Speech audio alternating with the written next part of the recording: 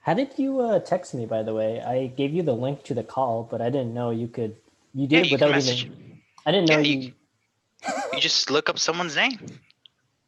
Is that my name on? Wait, I'm Brian Huang, right? On. Yeah. Is there? Am I that like unique? There wasn't like 100 Brian Huangs out there. No. Dude, No. I Google search myself, and there's so many Brian Huangs out there that Yeah, I don't feel that's it. important. You're the only one that goes to UMass Amherst. Did it say UMass? Does it have my email on there too, or something? Or I'm sure it does. okay, I guess. Don't see why it wouldn't. Yeah, I was Yep, it does. okay. I was like unnecessarily irrationally alarmed, but I feel like that's how people feel when I look them up on Facebook or whatever, and they're like, "How'd you find out about me?" It's like you're like 2 clicks away. It wasn't very hard to find you. So Exactly. so the roles have kind of been reversed right now. I'm like, wait, why am I so alarmed? There's like the internet for a reason. No, it was funny when like Facebook first became a thing amongst kids. Like 2011, 2012, when it was really booming. Teachers would try to started hiding their identities, right? Yeah, But there was makes always sense. that one teacher that didn't. That was friends with all the other teachers. So we'd find that one teacher. We'd go through every single teacher's name, find that one teacher, Bully look them. through her friends list, and then find everyone else. Oh man. And the best part was just confronting them and just saying their Facebook name, just looking them dead in the eyes, being like, Oh, that was a "Yeah, thing. Becky." People didn't use their real names on Facebook sometimes. They would just make up names. Yeah, and then like we'd find the profile picture, and then yeah, we had this one teacher. Her name was Rebecca Cox, and then like her Facebook name was Becky Cox. And yeah, one day like one of the kids in my class was like, "Okay, Becky Cox," and then she was like, "Oh no," and then she changed it, and then we Oh found it no. again. Yeah, it's I remember in an elementary school I went to. My brother also went there, and like Facebook had just come around. I think it was beginning to really blow up at the time, and they found out one of the teachers' Facebook accounts.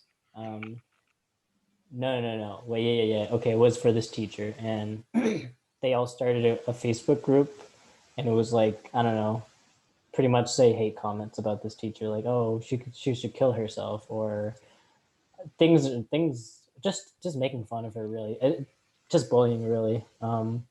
And the principal found out about it. I don't know how, but as we can see, word gets around one way or another, and they're like all the kids that were involved in that Facebook group had to sign some sheet like to prevent suspension or something.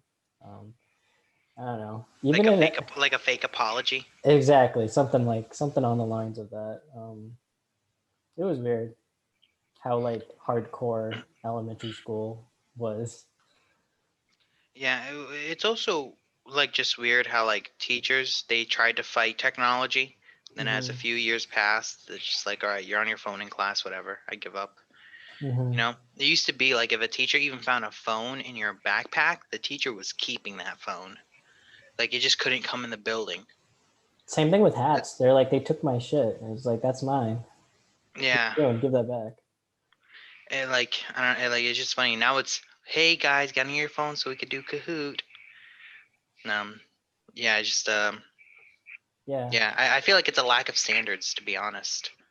I feel like it's a continual lack of standards of oh you're gonna bring the phone into building, all right, that's fine. You're gonna bring the phone into class, oh that's fine. Oh you're doing your work on your phone, all right, that's fine. Then it's just like oh you're done with your work and now you're using your free time to be on your phone. Like I don't know, I just feel like it's gotten worse as the years gone by. Maybe not entirely lack of standards, but in addition to that, like lack of I don't know what the word is. Like Yeah, gumption or like not standards per se, but like being motivated to teach in the right ways and like yeah, caring about teaching and like a wanting lack of formality. yeah, they like sure use technology, but can you use it in the right way? Is a teacher gonna is a teacher really gonna care if you pull your phone, or is she gonna really use take it you like make an advantage of it? Like how are we gonna use this so that we can like learn more? But it just seems like teaching in general is kind of yes, it's gone. It doesn't really have any direction, and teachers are kind of like, um, well, I guess I can't speak for right now, but like I feel like my teachers in high school were like a lot of them were really motivated, and they like they wanted to try so many new Yeah. things out. Um, but I like hear about what my cousins are doing. Like, yes, they can have their phones out during class, and we all know how distracting phones can be. Like, but I don't. Either they just don't want to deal with it, or they don't care, or Hmm. it's just they don't know how. It's just hard to. It's really hard to tackle because it's like we're not your parent, but we want to teach you stuff though. It's like, Yeah, and also I've noticed another thing on the form, and in terms of lack of formality, there's also like I've noticed more and more as I got closer to graduation, it was a lot more of teachers trying to be my friend in order to get me to learn. yeah. Oh no, I loved having a great relationship with my teachers. Oh yeah, like I did too at the everyone does, right? Everyone does. But at the end of the day, like I know when I send my kids to school, I don't want it to be like that. Cuz looking back, I know that some of my education suffered because my teachers didn't push me as hard because they wanted to be my friend or they were trying to be my friend. Oh, You know they what I'm didn't. Maybe I'm getting. I think you're. I think I'm getting misconstrued. Um, like you can be because my definition of a friend is like they're not responsible for you, of course, but they can still push you in the right directions. But I think I know what you mean. Like teachers that they're not too concerned with like your grades or where your direction is going, but saying? they don't want to be on your bad side. You know, Yeah. they want to give you your space when you need them. Hmm. um like I don't know, I listened to like some teacher interviews. Like I don't give my kids homework because I know they're so busy with their lives. They have school, like they have sports, and some of them have to work after school. It reminds me of yeah. It reminds me of the meme of the guy holding the skateboard, going, "Hey kids, how do you do?" You Steve know, Buscemi. Yeah. and it's just like we need to do better. Like if you compare education 100 years ago, how rigorous it was compared to education now, it just feels like there's a lot less rigor. I feel like part of that is just like everyone has an education, just like you need to streamline it for everyone. You know, How do I you feel like that's part of it. how was your high school experience? Because for me, I feel like it was I don't know if it was I don't know if rigorous captures my high school experience entirely, but like I did appreciate the rigor to some degree, but at the same time I felt like they didn't give me my like the high school staff didn't give me my space as much as I needed. Like they didn't. I had other things going on that prevented me from being rigorous. Like I don't know, insecurities or um, I don't know, things that I needed to deal with before I could deal with academics. Yeah. Um. Yeah. Like so. First, we had to start at middle school. So Sure, middle yeah, yeah. school. Yeah, middle school was living hell. Living school was I woke up at 6 to make it to the first bell, which classes started at 7. We had 10 classes in a day from 7 to 4, and then and then all 10 of those classes gave us homework. Homework was unmanageable. And I just didn't do homework. So the max detention time you could get a day was I think 2 hours. So I would do 2 hours of detention every single day. So from 4 p.m. to 6 p.m. No, yeah, it was detention. So it was just me sitting there like reading a book, and then by the time I got back home, it was 7 p.m. Yeah, like my middle school. So I just completely gave up on school. Plus that with like I was already like pretty quiet. Like I was like super shy in middle school.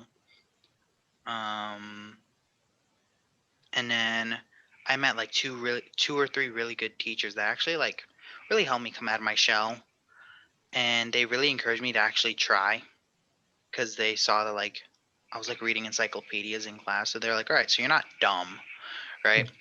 Hmm. Um, so then I still like didn't care for eighth grade because I was like, whatever. Like, I have D's and C's and maybe B's a little bit in middle school. So then I was like, when high school comes, I'm gonna turn up, right? And then high school came, and so yeah, I feel like a lot of the issues that people deal with in high school, I dealt with in middle school, but because I had those teachers that like really pushed me, it was like, why are you trying to hang out with kids you have nothing in common with? Like Hmm. we like um so yeah, then in high school, um I took a lot of honors classes because I noticed that for some reason the college prep classes had a lot more work than honors classes. Hmm. Like, so honors classes were easier than college prep because the teachers were trying to catch us up from stuff that we missed in middle school. So we just had a huge workload for classes that would give you a lower GPA overall. So I took a lot of honors classes. Um, Sophomore year again, honors It classes. always seems like the honors in upper level classes they hire like better teachers overall. So like Mhm. they kind of have a better idea of like not overwhelming the kids, like giving them the right amount of content. Yeah, and then yeah, then when my junior year came, that's when I started doing dual enrollment. That's when I started going to classes at night. Doing ending my high school day a little bit early, so I go to community college classes, which is right down the street from Chelsea High. It's on Everett Ave, and then it's like a quarter of a mile walk to the Bunker Hill Chelsea campus.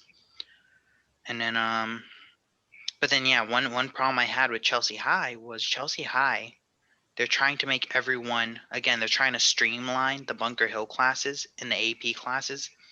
They're trying to make it so that it's required for every student to take an AP. Hmm. Every single student. Yeah. Every freshman and sophomore needs to take 2 years.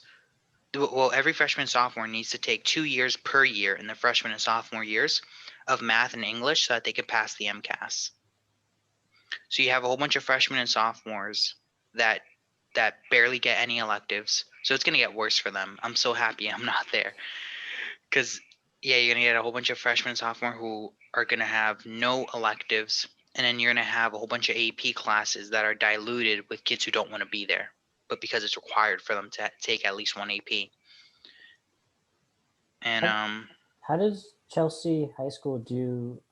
I don't really know much about the school system. I just know more about like the ambiance of like the neighborhoods and like it's not like a super developed like school system. I don't think like it's that seems super rigorous even for like my high school, which was super white and preppy and like oh, well, yeah, like they've been trying to push like more and more work on kids for years because they think that like it's gonna make them um just be student like amazing students when in reality like it's not it's not a it's not an education quality level, right? Like um it's a motivation level. Like you can put someone next in a someone can live in a gym that's right next door to them. If they don't want to work out, they're not going to work out. are you saying like they're not addressing like the Yeah, like motivation that like there's big cultural and social problems in Chelsea, yeah. such as absentee fathers, single mothers. Um, that yeah, they're not Mhm. gonna yeah like that, like kids who have to work to help their mothers make rent, like problems like that are just not going to get solved by making a more rigorous um, academic system. Now, if someone like me who really wanted to be successful and really wanted to grind through and go to night classes and come back home at night and was willing to do that, like, yeah, I succeeded because I asked for it, and I wanted more of it. But like the average person who is like just trying to get, just trying to graduate, you tell them that they're going to be in an AP class when they didn't ask for it, The Mm-hmm. two things are gonna happen. They're gonna fail that class or they're gonna drop out. Mm. Yeah. Um, How did I want to know like what was your motivation that like separated you from I mean, because I know you had like your own thing, your own challenges, like from academics, like personal life things. Like, how did you shift from like wanting to take these Bunker Hill classes and staying motivated and like, um, I don't know. I don't know. Like I said, like my teachers in middle school that really pushed me. Like I legit had a teacher, um, literally said something amongst the lines of, "You need to stop acting effing retarded because you're smarter see than that." those that's see like I think that was confusion. That's what I see as a friend and a teacher, like someone that like is raw with you a bit, and Hmm. yeah, that's cool. Well, when I say friend as a teacher, I mean like a teacher that's just like, not trying to get on your bad side. Oh, okay, you don't want to Yeah. do the do now. Mm-hmm. You don't want to do the exit Right. ticket. You're fine. You're fine. You're fine. Just go. Just go. Mhm. Oh, Right, right. yeah. Like a, I don't know what the word is. Like, not a real friend. Like, a friend for me is someone that has your best interest at heart. And if they're just gonna enable you, then like, they don't really. This friend doesn't really know who I you think are. yes man is a better way to describe it. Like a teacher that's just a yes man. Yeah, yeah, yeah. Um, I feel that. yeah, that's not something that I see that there's. I'm not sure if it's intimidation or it's just like I have to deal with 29 other kids, kick rocks. But yeah. I I don't know why. For the longest time, like ever since I got to high school, I mean, after I got to college, I stopped caring about this. But when I was in high school, um, I was like very intimidated by younger kids for some reason because like I don't know they have so much energy and I get alienated by them because I can't relate to them sometimes because I don't play Fortnite I don't Fortnite dance the way they talk and their slang and I'm sound like an old man Hmm. but it's funny my cousins in middle school they did this really ridiculous thing. Have you heard of like poop streaks on No. Snapchat? So like my cousins like they go to the bathroom they can have their phone with them, okay, um, so like they go to the bathroom, take a number two, take a snap of it and send it to their friends, keep that Oh streak and my God. you keep that streak going at generally at school. I think it's kind of ridiculous, it's very ridiculous. I Yeah, can't that's strange. but just like a whole plethora of things that I can't relate to kids to some degree. um, Yeah, like one Might thing be that hard for a teacher. yeah, well, also like I look at memes from 2010 when I was like 10 years old or Mm-hmm. like 2014 memes. I'm just like, man, like the Wojaks, the perfect example, the Wojaks. Um, I gotta look that up. yeah, or like the Chad Yes and the Virgin whatever. Oh, uh-huh. Yeah, Yeah.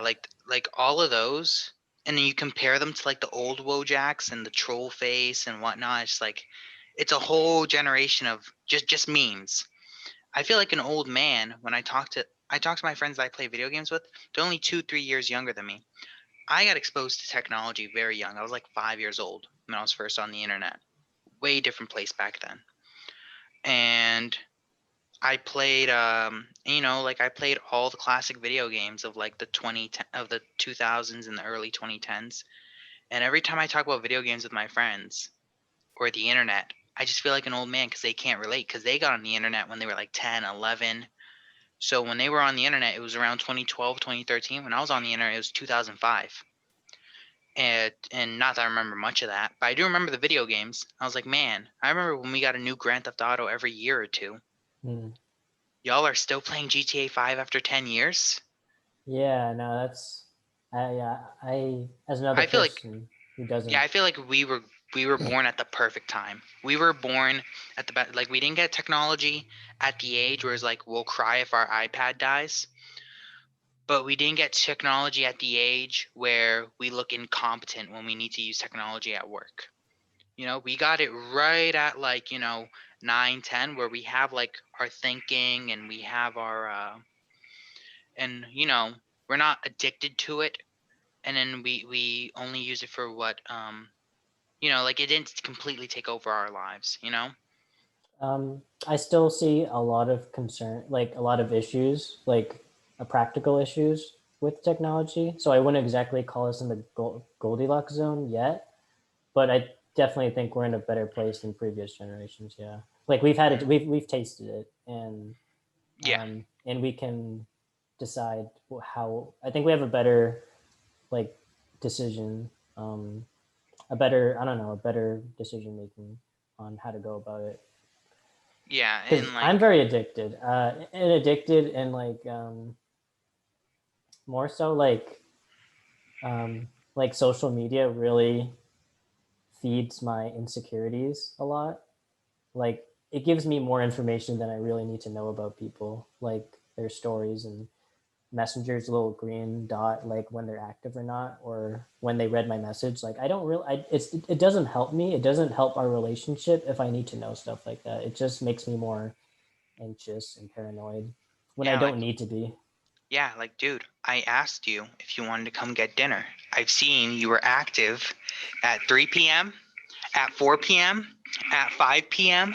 You didn't. Why did you? Why didn't you accept my LinkedIn invitation? Yes. Well, here's the thing. A lot of I've people have been been asking bad me. for 7 years. People have been asking about LinkedIn. Like, I get LinkedIn message like invitations from other kids that Kids. like I can't stop. Like other kids that other kids that we know. Yeah, And like you're not old. people that go to UMass and like like a lot of our mutual friends send me like LinkedIn applications, and I just can't accept them because like the LinkedIn algorithm, man. Once you Well, start accepting those students, you'll only get students on that. Which is another thing I hate about today's internet is how everything's based on an algorithm. oh yeah, no, totally. You do something like 2, 3 times, and it's like that's who you are. That's You can't quite fight it either. Like it has an idea about you, which could be wrong or not, and it's gonna double down on that. And you can try to ignore as many like IG posts as you can, but the algorithm is gonna fight back harder. yeah. Well, I feel like like I feel like that's how a lot of kids, which this is one of my favorite things to talk about, sex politics. A lot of kids they get addicted to porn this way. It starts with um, you're looking at IG and you go into the search feature, and then you see a girl doing yoga, and you click on it, then you swipe, then you swipe, then you swipe, then IG goes like, well, this is a post you've interacted with. This is a post, and interacted literally just means that instead of looking at it for half a second, they notice that you looked at it for 5 seconds, and then you looked at a similar post for 5 seconds, and yeah, like understanding SEO, search engine optimization, and understanding how that works really like once you understand how that works, and just very basic like how like TubeBuddy on YouTube works or how the Instagram algorithm works. It'll really make you more mindful about what you're looking at, and why you're looking at it, and if you even want to look at it, or if it's just something being force fed down your throat. Mm. Like I've tried to like stop watching sports because I think like it's a little bit too much of a waste of time. I've been following a lot of newspapers and like more informational Instagram pages, but still I go into the search feature and Instagram sports, sports, sports, sports, and Yeah, I don't know if my best alternative is to. I feel like my best alternative might be just to delete the whole app, so Instagram and possibly Messenger. But like I don't really need Facebook, but some people I know I communicate through Messenger. Um, but yeah, like I don't think any of my anybody I don't really follow like informational Instagram accounts, so like it's not really that filtered for what I find important. mhm. And my IG feed is just garbage, so that's like a no zone completely. Yeah. So I follow very limited people that I actually find that engages me, like that also reflects something about myself that I know like this is me. Yeah, same. Like the only people I follow on Instagram are just people that I feel like have the same values as me or the same like direction as me. You know, I use my Instagram mainly to document how I'm growing as a person. You know, Hmm. what music did I like in 2019? Okay, so this isn't for other people. Yeah, it isn't for other people. You know, if you want to watch and talk with me about it, cool. Okay. But like, I don't care if people are looking at my story or not, or if I'm getting like one like or two likes on a post. I'm documenting it. Like, I want my kids to like look at my Instagram someday, if Instagram's still around, and be like, oh, like say I get shot and die, right? Like when my kid's like 3, my kid can still follow my Instagram page and be like, oh, my dad could do like spins on ice. My Hmm. dad could do jumps on. My dad was a really good baker. My dad did jujitsu. Like stuff like that. Hmm. Or I could look back when I'm like 60 years old and be like, oh, I remember doing that. You know. Hmm. So I use it more for documenting myself more than I. I also have a second use for it. This is my second use for Instagram. Um, I follow a lot of Russian news and a lot of French news, Interesting. like French based accounts. So I can practice reading in Russian and French. We're learning more about Samir every day. Yeah, I've been trying to learn those two languages, and yeah, like when I'm looking at Instagram right now, like when um when I see a news post, um, and yeah, and it's talking about coronavirus, I know the context. I know the context is coronavirus, and when I read something like plus de 45 million de personnes contaminées dans la mode, well, I know 45 million has and contaminate and contaminees probably means 45 million contaminated people, right? And plus and plus de probably means more than, right? Because of Latin. And then dans la mode, In the uh, world. exactly. Like once you know the context, you can read things. And once you read things, if there's a word that you don't know, uh, you put it in the context. And you use context clues, and you could probably make a good guess on what that word is. Hmm. Um, so yeah, that's what I do um for Yeah, I don't use IG in that way, which is why I like before I had maybe 400 plus followers and I followed people that same amount, but now it's like those numbers are really dropping. Like the goal is to eventually delete my Instagram account, but like I there's this gut reaction not to. So hmm, I've just been working slowly and deleting like people I've like first. This is how it started. It was like at the top of the list, people I follow because just because they're attractive, and it's like if that's only, do you hear that? Okay. I only follow these people because they're attractive, and it's like if that's all I value in them, then like clearly I'm not following them for the right reasons. So like I got rid of all that, and then next down the list was people I've had very limited interactions with. Like it was just like a hi, um, like we should exchange Instagrams, and that's all it's ever amounted to. Um, and then it just worked its way down. Right now, it's like people I've had meaningful.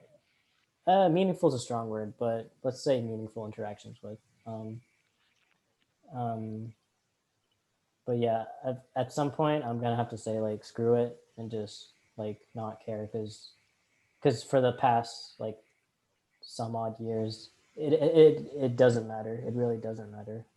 yeah, and social media is so good at playing at that sunk cost fallacy of that's that gut reaction you're probably feeling as you're about to delete it and you're like, oh, but these are all these posts and all these memories, and then like all my friends I could reach out to if I ever need to, which you're probably not going to. um and like it's sunk cost fallacy. Like I'm already here, might as well ride it out a little bit more. And Kind it's of, like, yeah, yeah. I invested a lot into it, and I was like, am I really? Exactly. Like, man, this was a really good picture I took during the golden hour. You know. Are you Um, sentimental? Are you sentimental about things like that from the past, like positive moments and such? Like that's why you keep document it. um, I wouldn't say like sentimental because like there's some meaningless thing. Like I post a lot of like vaporwave art on my Instagram. I've seen. Yeah, and it's Do you like like totally. vaporwave? Just I I love thought. it. Oh man. Like I like vaporwave, but not just vaporwave. The different aspects of vaporwave. I like Photoshop collages of like the galaxies. Yeah. Um, I like um, I like Neowave, which is like a very niche type of vaporwave, which plays on like landscapes and vaporwave colors. Um, yeah. Um, but yeah, like this is like again, I'm not sentimental about like all the things I post. Like, I'm sure I can find a post in here that like I don't really care about. Like some of it's just memes. Some of it's just like memes. Uh, you know. Yeah, definitely like um I think it's fine to be raw and like impulsive and then reflect afterwards and it's like, wait, why did I like why did I like care so much about posting this? And it's like, I don't know. I saw one of your posts that made me think actually. Like that made me like sit and ponder. It was like it was like a long quote about um people who do things, people who say they're willing to die for something, like versus people who are like it's rather you thought that it's better to live for something. I'm not putting your Oh word. yes, I'm not putting the words in I'm exactly. looking at it right now. So yeah. I'm not I using the used to. right Do words. I'm butchering it. you want me to read it? I mean, if you want, yeah, sure. Um, yeah, I used to tell myself day in and day out that you have to be willing to die. It was one of my many rally cries I would say in my head, keep myself going forward. It gave me a belief that I was willing to go to a level that others wouldn't. However, looking back at the last year or two, I realized something. The doomer mentality has grown exponentially. People are more checked out than ever before, and they aren't just willing to die, they flat out want to die. One thing that has usually kept me on the straight and narrow was doing what the opposite of what others were doing. And now going into a world of more and more checked out people, I realize you don't have to be willing to die. You have to be willing to live. And then I write like a post note that's saying like, on the note of doing the opposite of the general consensus, just relax, chill out, and try not to panic. Yeah. Yeah, no, I really like that. Just you fleshing out your thoughts there because it made me think a lot about like what do I find valuable in life. Hmm. Um, I still still feel it's a case of like both worlds where like you kind of for me I live in a contradiction. Like I always self oscillate between, oh, you know, Brian, you suck, you could be doing better, you know, like maybe not always negative but positive as well, like, you know, you got to put in more work because, you know, when you put in the most work into things, those that's when it's like most meaningful. Like you got to find a passion that really drives you, and sometimes it will require sacrifice. And then at the other side, I oscillate back into like, you know, I'm really grateful for life, and life is short, and I gotta enjoy my Yeah. time. I gotta enjoy the time I have with, you know, friends and family. Yeah, and um like people always make it seem like, positive mindset and growth. Like there's a lot of people who have a very negative mindset and grow. yeah, yeah, Like you can grow with a negative mindset. And yeah, like it's very much possible to use a negative mindset to your advantage, you know? I hate it when people say, you know, you're perfect the way you are. You know, you don't have anything to change about yourselves. Um, and Yeah. but that's not that's like a lie teachers and parents have been telling their kids. throughout their life. So when they like do hit a hard spot in life, they realize, like, do I have to change? Do I like stay the way I am? It's like, no, you have to get better. You gotta get stronger and such. That's the difference between telling a little kid that he's smart and that he's a problem solver, that he's a hard worker. Tell a little kid that he's smart, he's gonna hit a glass ceiling, and he's gonna think that he's stupid, and he's not even gonna try anymore. Tell a kid that he's a hard worker, he's a problem solver. He's going to solve problems. He's gonna try. He's gonna grind and put his face to the problem. Um, that's the difference between like in combat sports. You see a lot of people raw talent. They get to a certain point in fighting. Maybe they become a top 10 fighter in the world. Then they go against a top 5 guy, and the top 5 guy is just as talented, but puts in work. And then the guy gets outclassed. Or like you see this with undefeated fighters. They lose one time, they're never the same again. Whether they lose by knockout or whether they lose by 1 point, they're just not the same again. They're just broken mentally. And yeah, that's a lot of the problem with what I see in today is we tell kids that they're just smart. Everyone's smart. Everyone Yeah, everyone's smart and everyone is talented and special just the way they are. And then when they find out that they're not, then they boom, check out, they leave. I think there is truth to that, though. That last part about being unique and talented in your own ways, but definitely you need to grow in that. Like everyone is different, and we all grew up with different experiences. So like the mix of like our upbringing and what we were fed, on TV or books and etc., kind of mashed up into who we are, and like that's what makes us special. But like if I don't know, if you don't use it, if you're not going to use your unique brain for anything, if you're just going to let it like spoil in front of the TV, or like be okay with life as it is, because the thing is like life isn't perfect. You're going to realize that money isn't going to keep flowing in, and um like there's other things that are valuable besides where you are right now. Like you want to go to the next level, so to speak. Like you want to grow, like maybe you want a relationship and you realize like, oh, being single isn't as amazing as I thought it would be, and I need to grow as like in my social skills or whatever. Yeah, and it's funny. I I was talking to my friend the other day, and um, I was like, you wanna know what I hate? I hate when I tell people that like sometimes they're going to outgrow others, and they need to go to the next level in their life, and they need to push into doing things that make them uncomfortable, and they might alienate themselves from others, and the first thing they say is, are you telling me that I should just cut off my friends to be better? And like, no, that's not what I'm saying, but I'm honestly getting to the point where I just want to be like, yes, that's exactly what I'm saying. That's exactly what I'm saying. You're doing better than your friends. They suck. They don't want to do anything.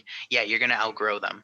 I feel like some of us just need to hear that. Just need to hear like, hey, the direction you're going, the direction your friend is going, you guys are probably gonna drift away.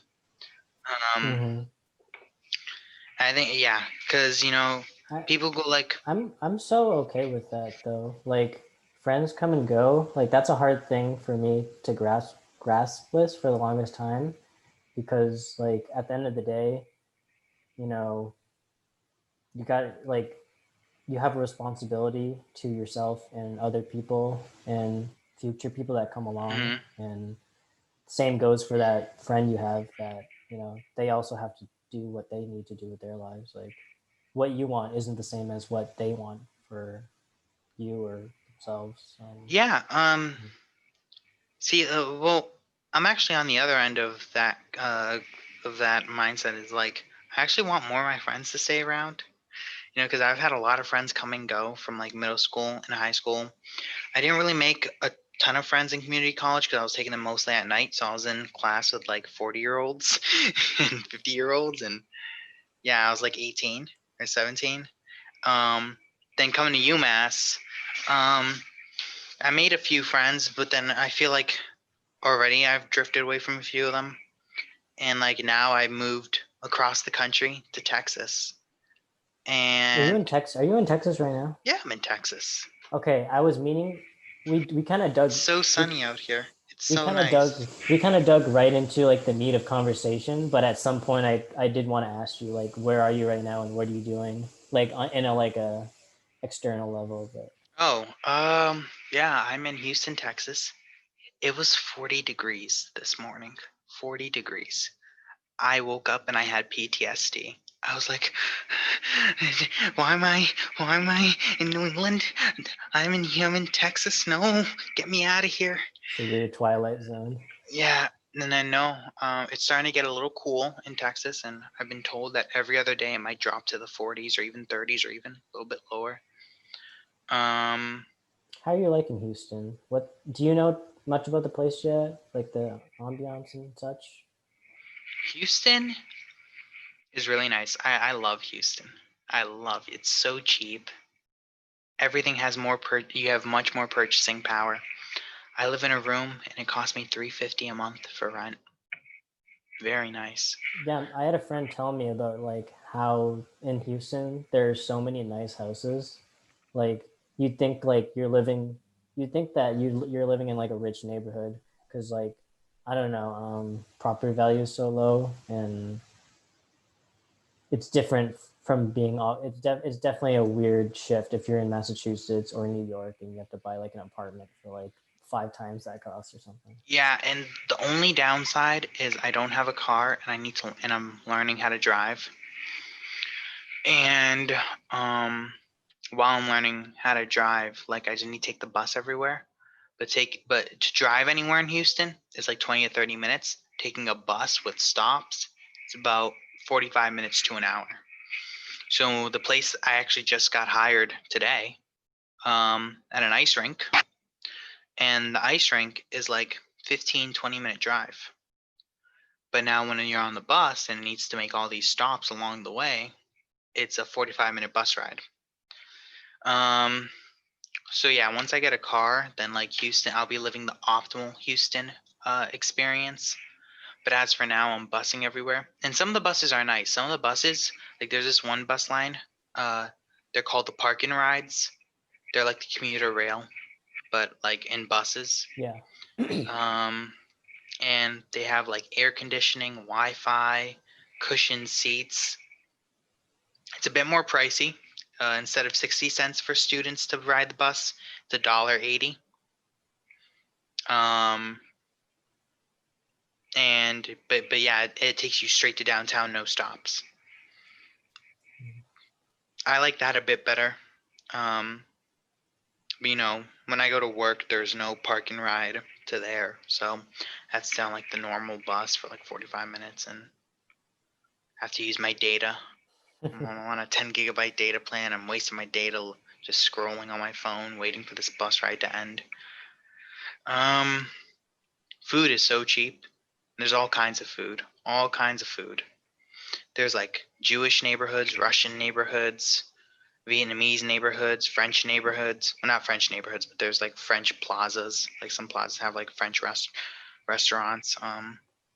There's Arab neighborhoods, Indian neighborhoods. I lived in Southwest Houston with my roommate at first. Then I moved to Northwest Houston, so like Cypress Point area, and Southwest Houston in the Bel Air area. It was a Jewish Russian neighborhood. I got to practice on my Russian. Oh, Uh, are they gonna practice? Are they gonna say practice your Jewish like oy vey or something? You'd have to have a lot of chutzpah. You know that um, word? yeah, uh, yeah. Like no, it was funny. I walked into a store and yeah, this Russian grandma was like, "Do you need anything?" And I was like, "У тебя есть пироги?" And Ooh, she was like, I was like, "Yeah, yeah, yeah." I know you didn't see that coming, huh? And pulls out the phone. and then she's like, And yeah, she told me in Russian, yeah, we have pierogies of cheese and we have pierogies of beef, and yeah. Another thing I like in Texas is at around 3 in the morning, 4 in the morning, there's all these locally owned donut shops. Like donut shops are like, you ever watched Umbrella Academy? Never. Oh, well, I was gonna make a reference to it. Um, yeah. So there's all these donut shops, and they all have like, and some donut shops are owned by Mexican families, so they also make like, Churros. yeah, like Mexican pastries as well. Oh yeah. And some are owned by Asian families, and they have some Asian pastries. That's very There's cool. this, yeah, there's buffets for days, like buffets everywhere. There's a chain of buffets called Damasi's Mediterranean buffet, um, Chinese buffets, Filipino buffets. Um, yeah, just everything, everything, everything. Would you consider yourself an introvert or an extrovert? Because it seems like you like It's fine. It's not like killing my you ear. you stay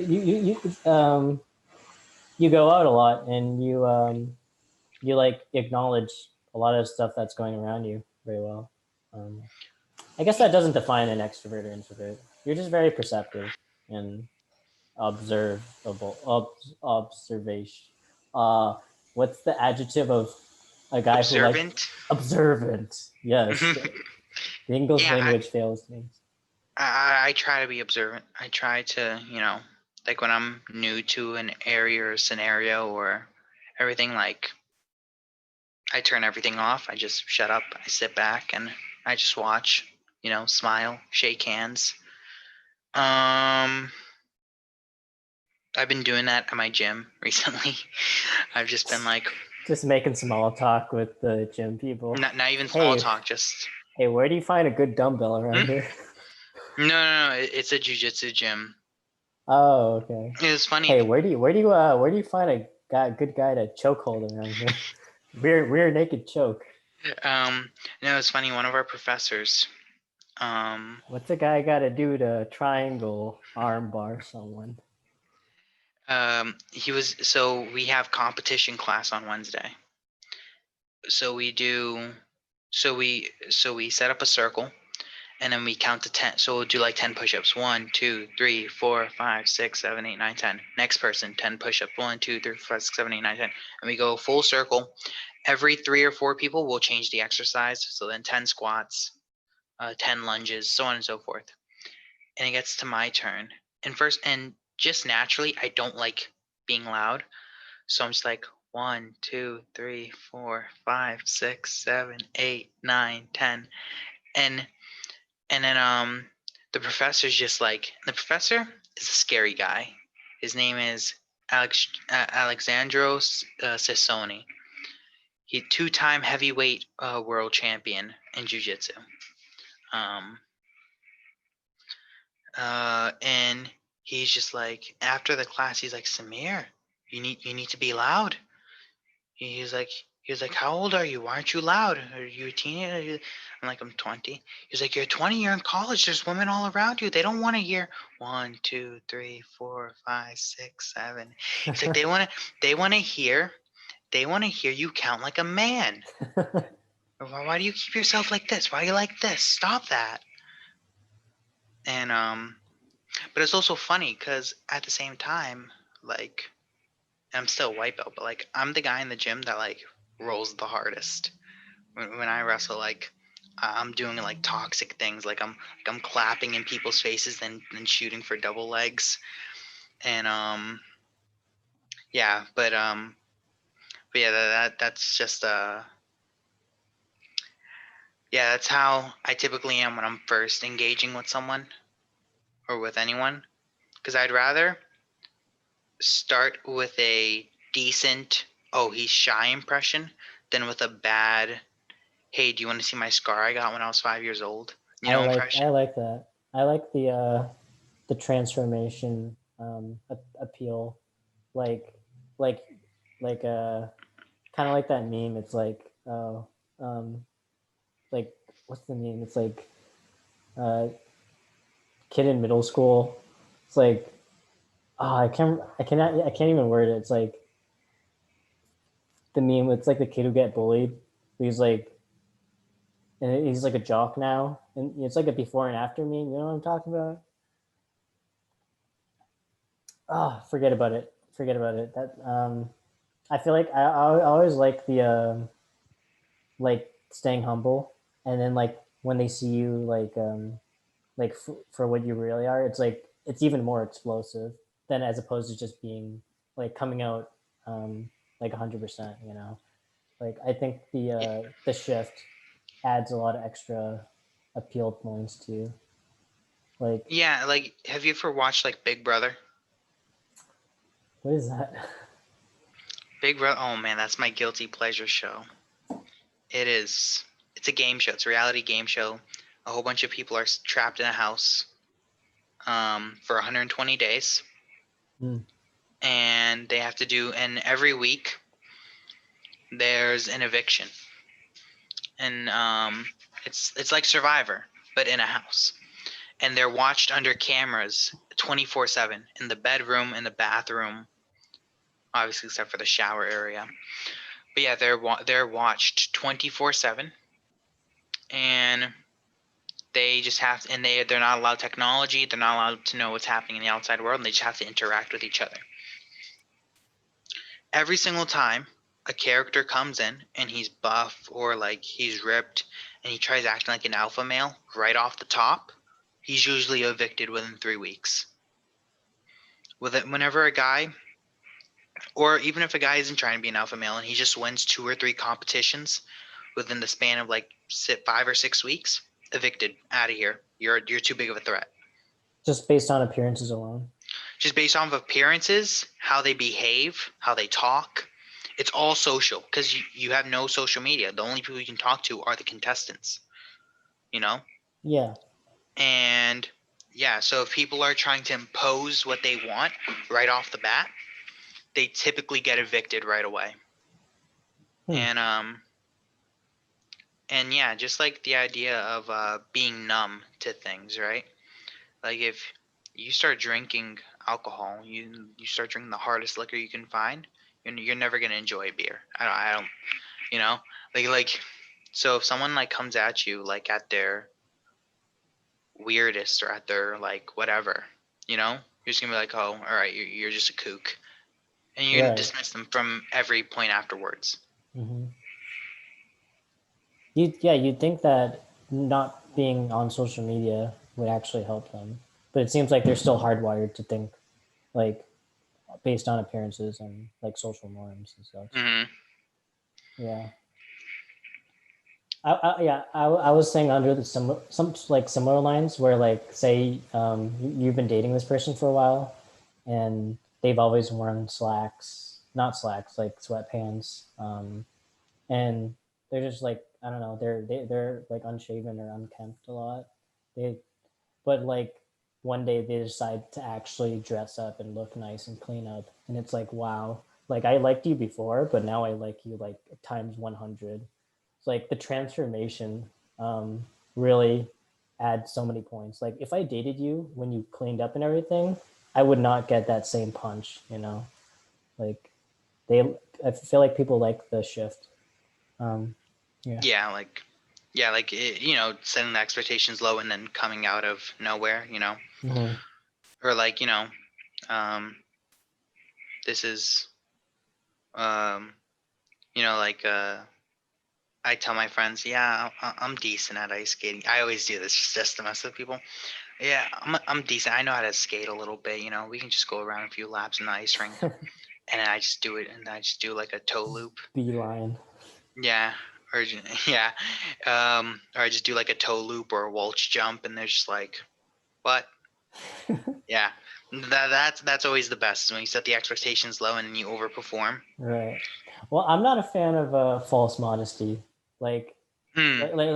pretending to like you want I like a genuine transformation. Hmm. Not genuine transformation, maybe that's not the right word. um I'm not sure if I'm a fan of like false impressions exactly though. um like sure, like you can ice skate, but the reason why you didn't do it was because you didn't. There wasn't a reason to do it in the first place. Like you didn't need to do that, but or you didn't need to say that you weren't that good. If the opportunity presents itself, then hell yeah. Like if you got to ice skate the hell out of that rink to save your friend or whatever circumstances. Yeah, I just think it's fun to do, like for little things, Yeah, like yeah, that. no, totally. Light and fun for sure. Um, but yeah, I don't want this to be a message to other people to guys, just act like a pig, disrespect your girlfriend, and then treat her nice one day, and she's gonna be so amazed with you. She's gonna fall in love with you, and then go back to treating her really bad. Yeah, no, that's not the message I want to send. No, no, definitely not. Like be a good person and then be a damn good person, and then it's like Yeah. wow, and it's like then take a break and just be a good person again, and then expect the next day to be an even damn better person. I don't know. I'm saying profound stuff out of my ass right now. um, Wistfully. I have to ask. Sorry, no. If you had anything in mind, um, go ahead first. no, I mean, I really don't know. Why did you go to Texas? I thought you were still in Sunset for the longest time.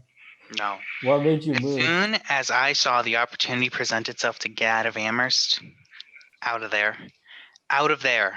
I hate Amherst. That's fair. Amherst is the most evil, disgusting, degenerate place I've ever been to. Like, Expand on evil.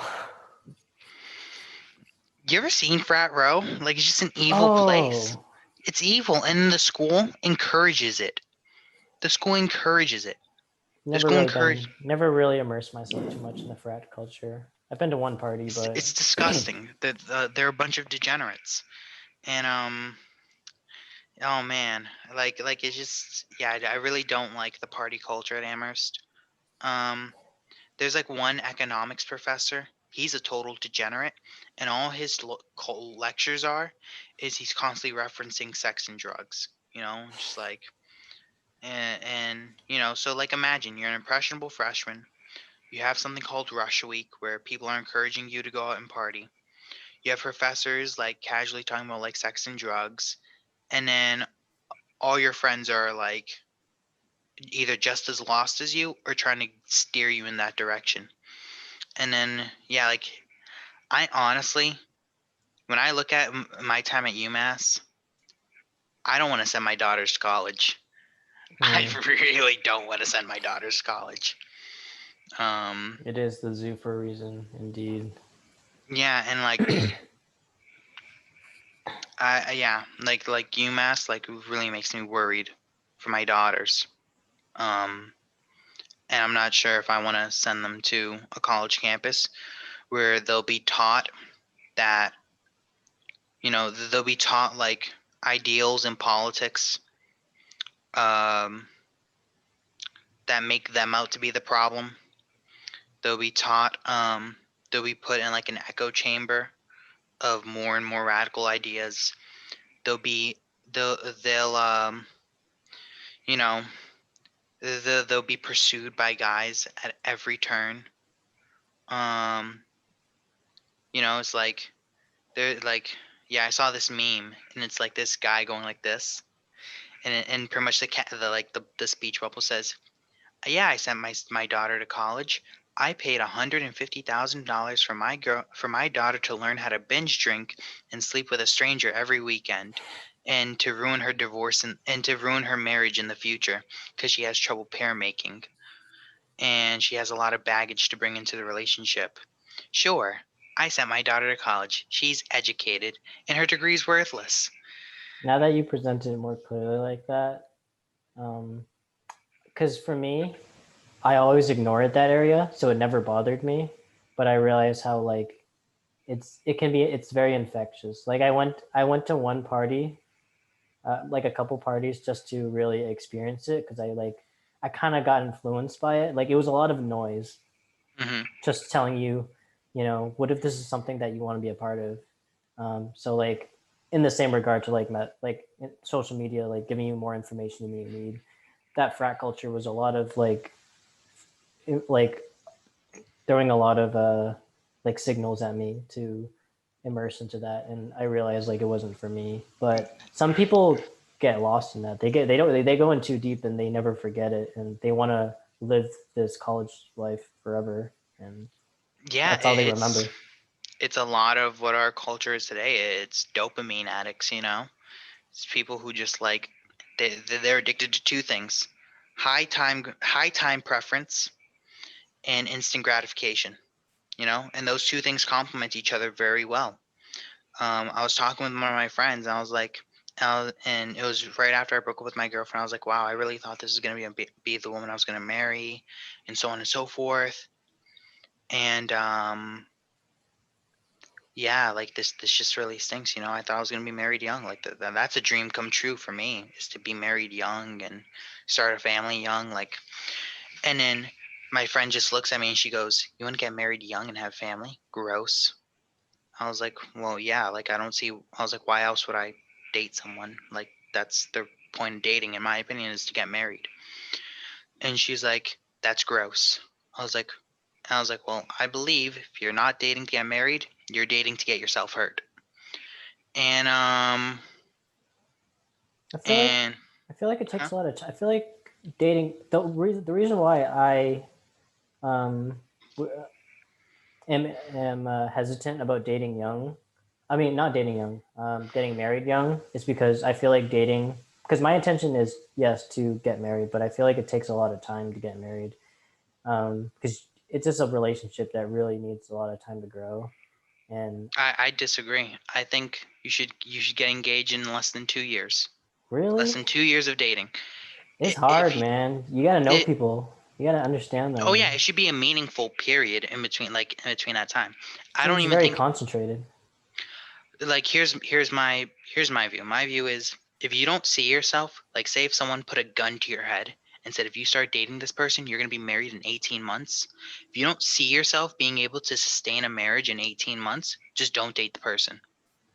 I Just don't can date the I can person. kind of I can kind of see where you're coming from because you know I think about how when I text a person, if I make a text that might seem awkward or whatever, like if this is the text that makes or breaks the relationship, then they're not the one. Because like a good person, a good match for you is someone that stands the test of time, and Hmm. like you know it can happen like instantaneously too.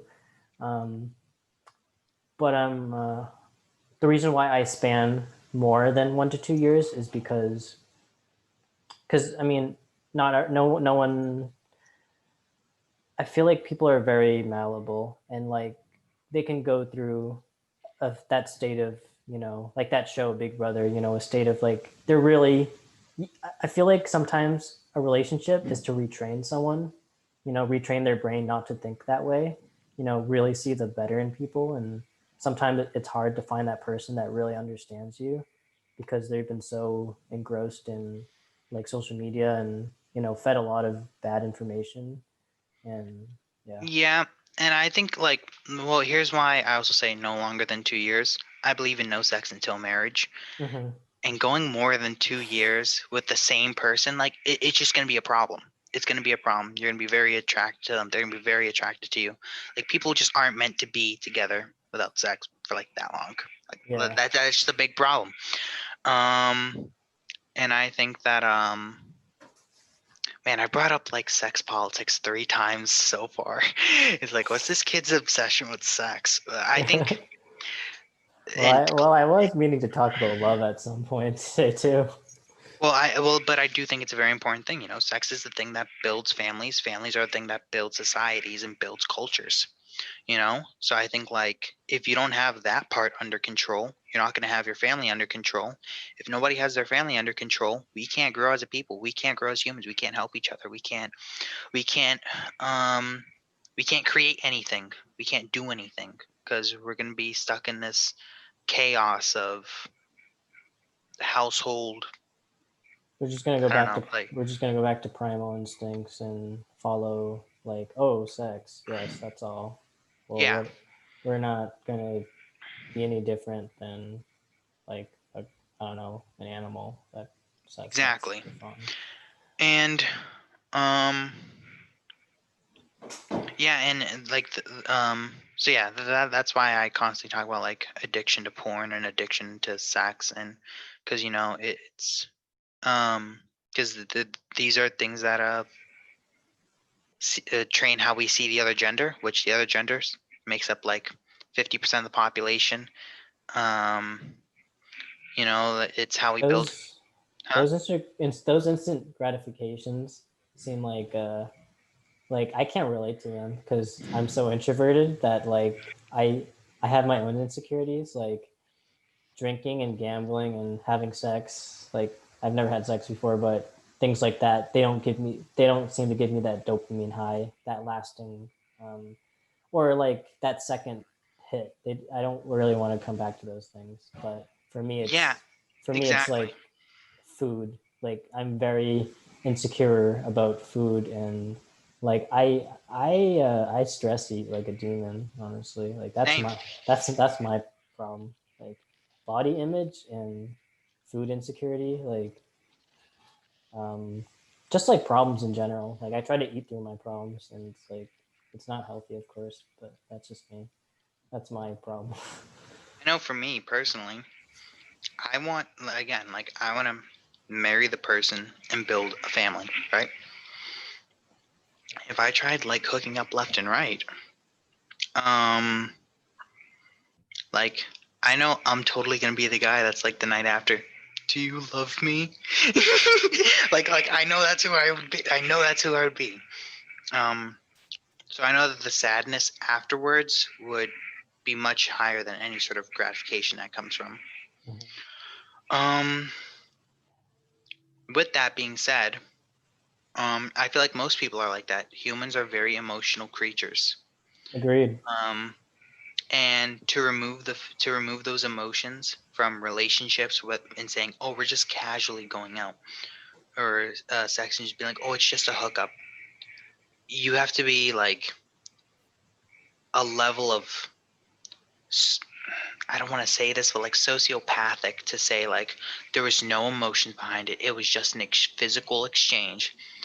Like, You're touching on something that I've been thinking about for a while now, which is like we're always emotional constantly. Like there's never a state where we're not emotional, and it's still a working theory, but exactly like you said, where people that try to ignore like their pain or whatever about like not like a relationship breaking, like people that tell themselves, oh, I'm not hurt by your mean words, I'm not hurt by us breaking up, like um I feel like those situations are more clearly like you're hiding something. yeah, There are foggier situations I can't think of right now, like say um like you didn't get this job, but you know, it's okay. I don't know.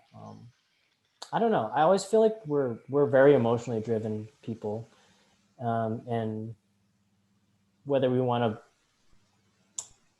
But then you brought up sociopaths. Like, do they exist? Are they ever truly emotionless during some state? Like, do they not feel anything? Because I know people like that when they say that I feel nothing. Like my life is meaningless.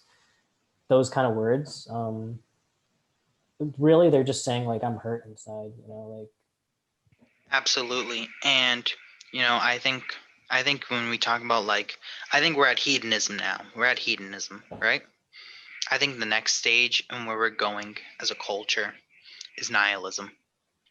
And when we talk about like, and yeah, like when I'm talking with yeah, when I was talking with that friend, she was like, yeah, I was like, if you're not dating for marriage, you're dating to get her. And she's like, I'm okay with that. And it's like, yeah, that's the vast majority of people who date and how they feel. It's like, I'm okay with being hurt because I'm here for a good time, not a long time. And then, I think the hookup culture is only going to increase. The hookup culture's increase just because of that. And I think when we go into nihilism, it's like, oh well, nothing matters anyways. I think that that's when we're going to see rampant hooking up and rampant sex. And I've read about how like orgies and threesomes and like a whole bunch of rampant sex happened before ancient Persia collapsed. You know, it's like you just had a nihilistic people that were apathetic towards their family, apathetic towards their culture, apathetic towards their country, apathetic towards themselves. Mm. And I don't think that's where we want to go. Mm. Yeah, Um, I like to like like double like come back to that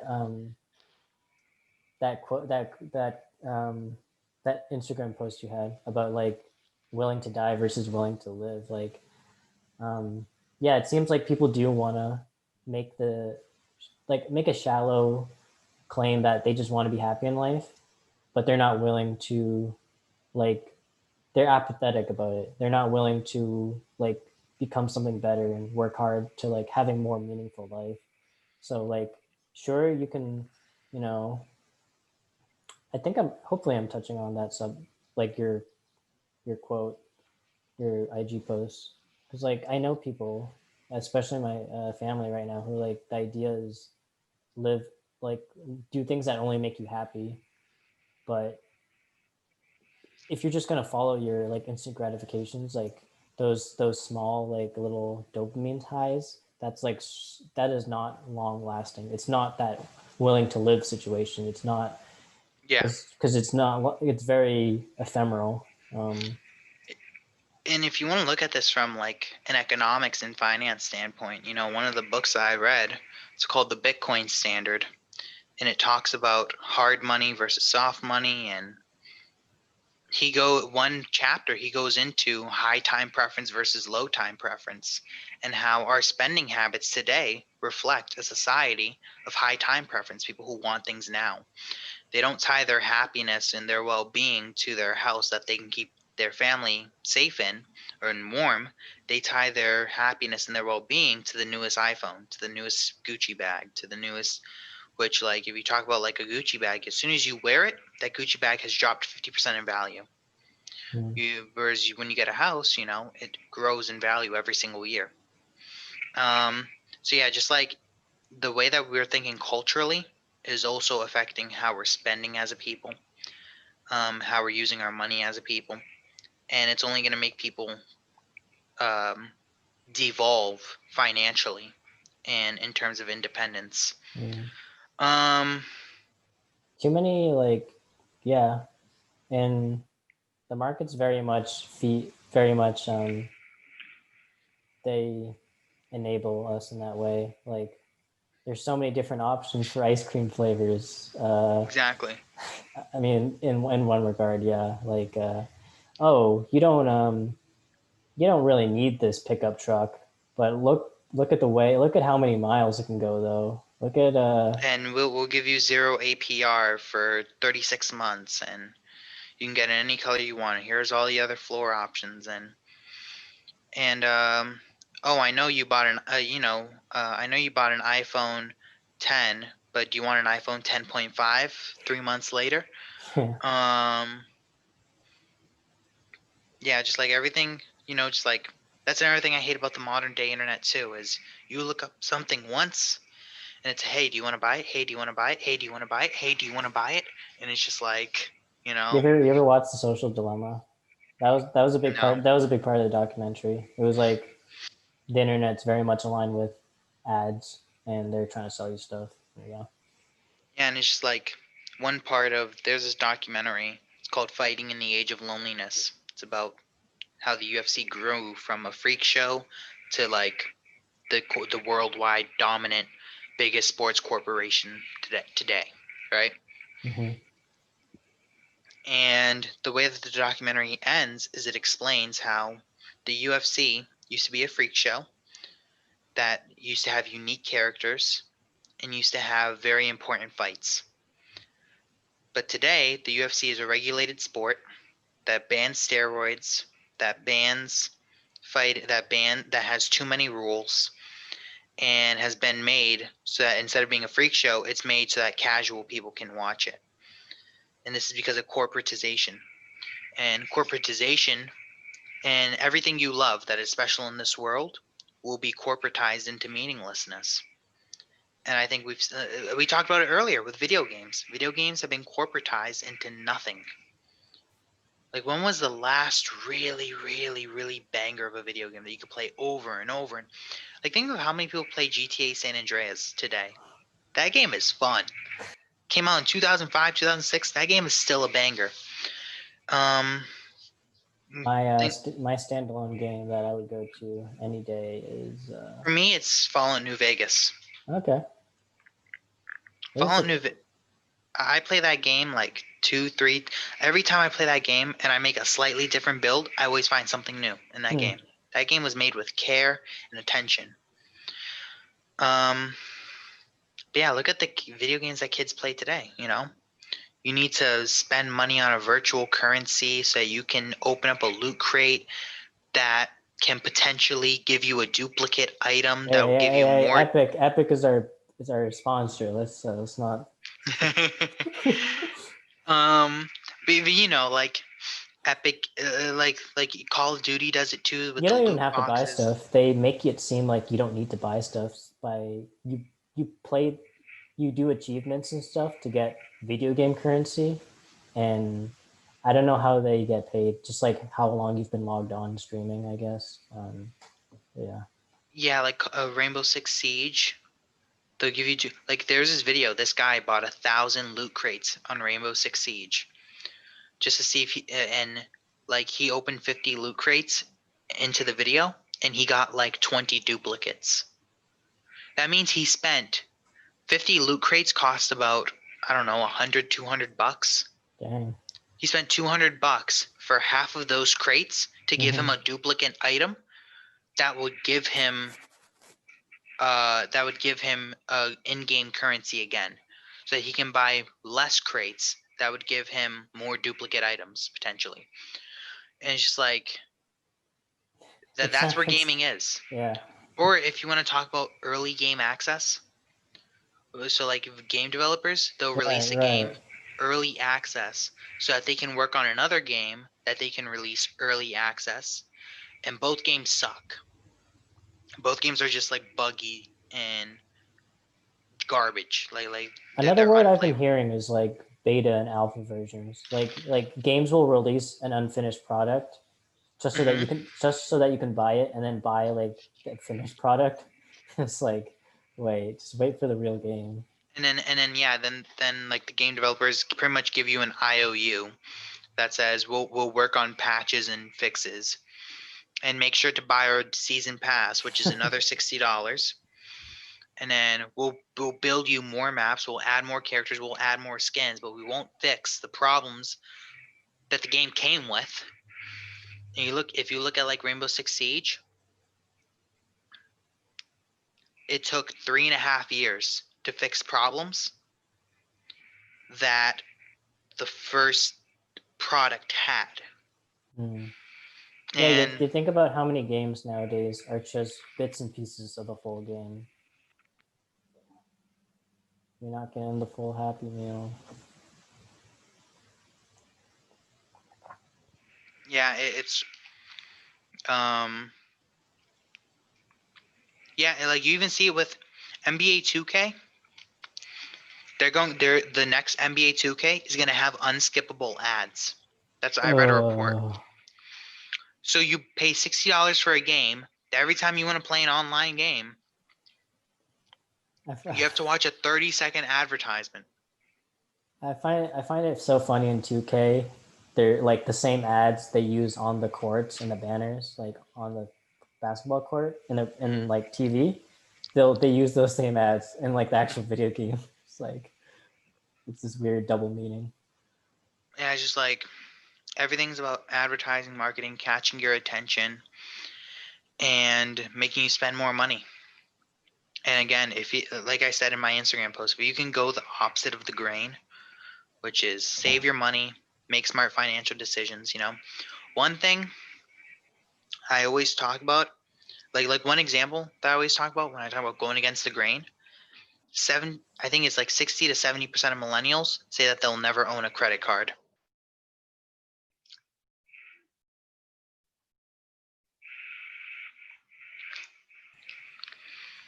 Yeah, Did you catch? they Did you catch? won't they won't own, Yeah, 70% of millennials don't own a credit card.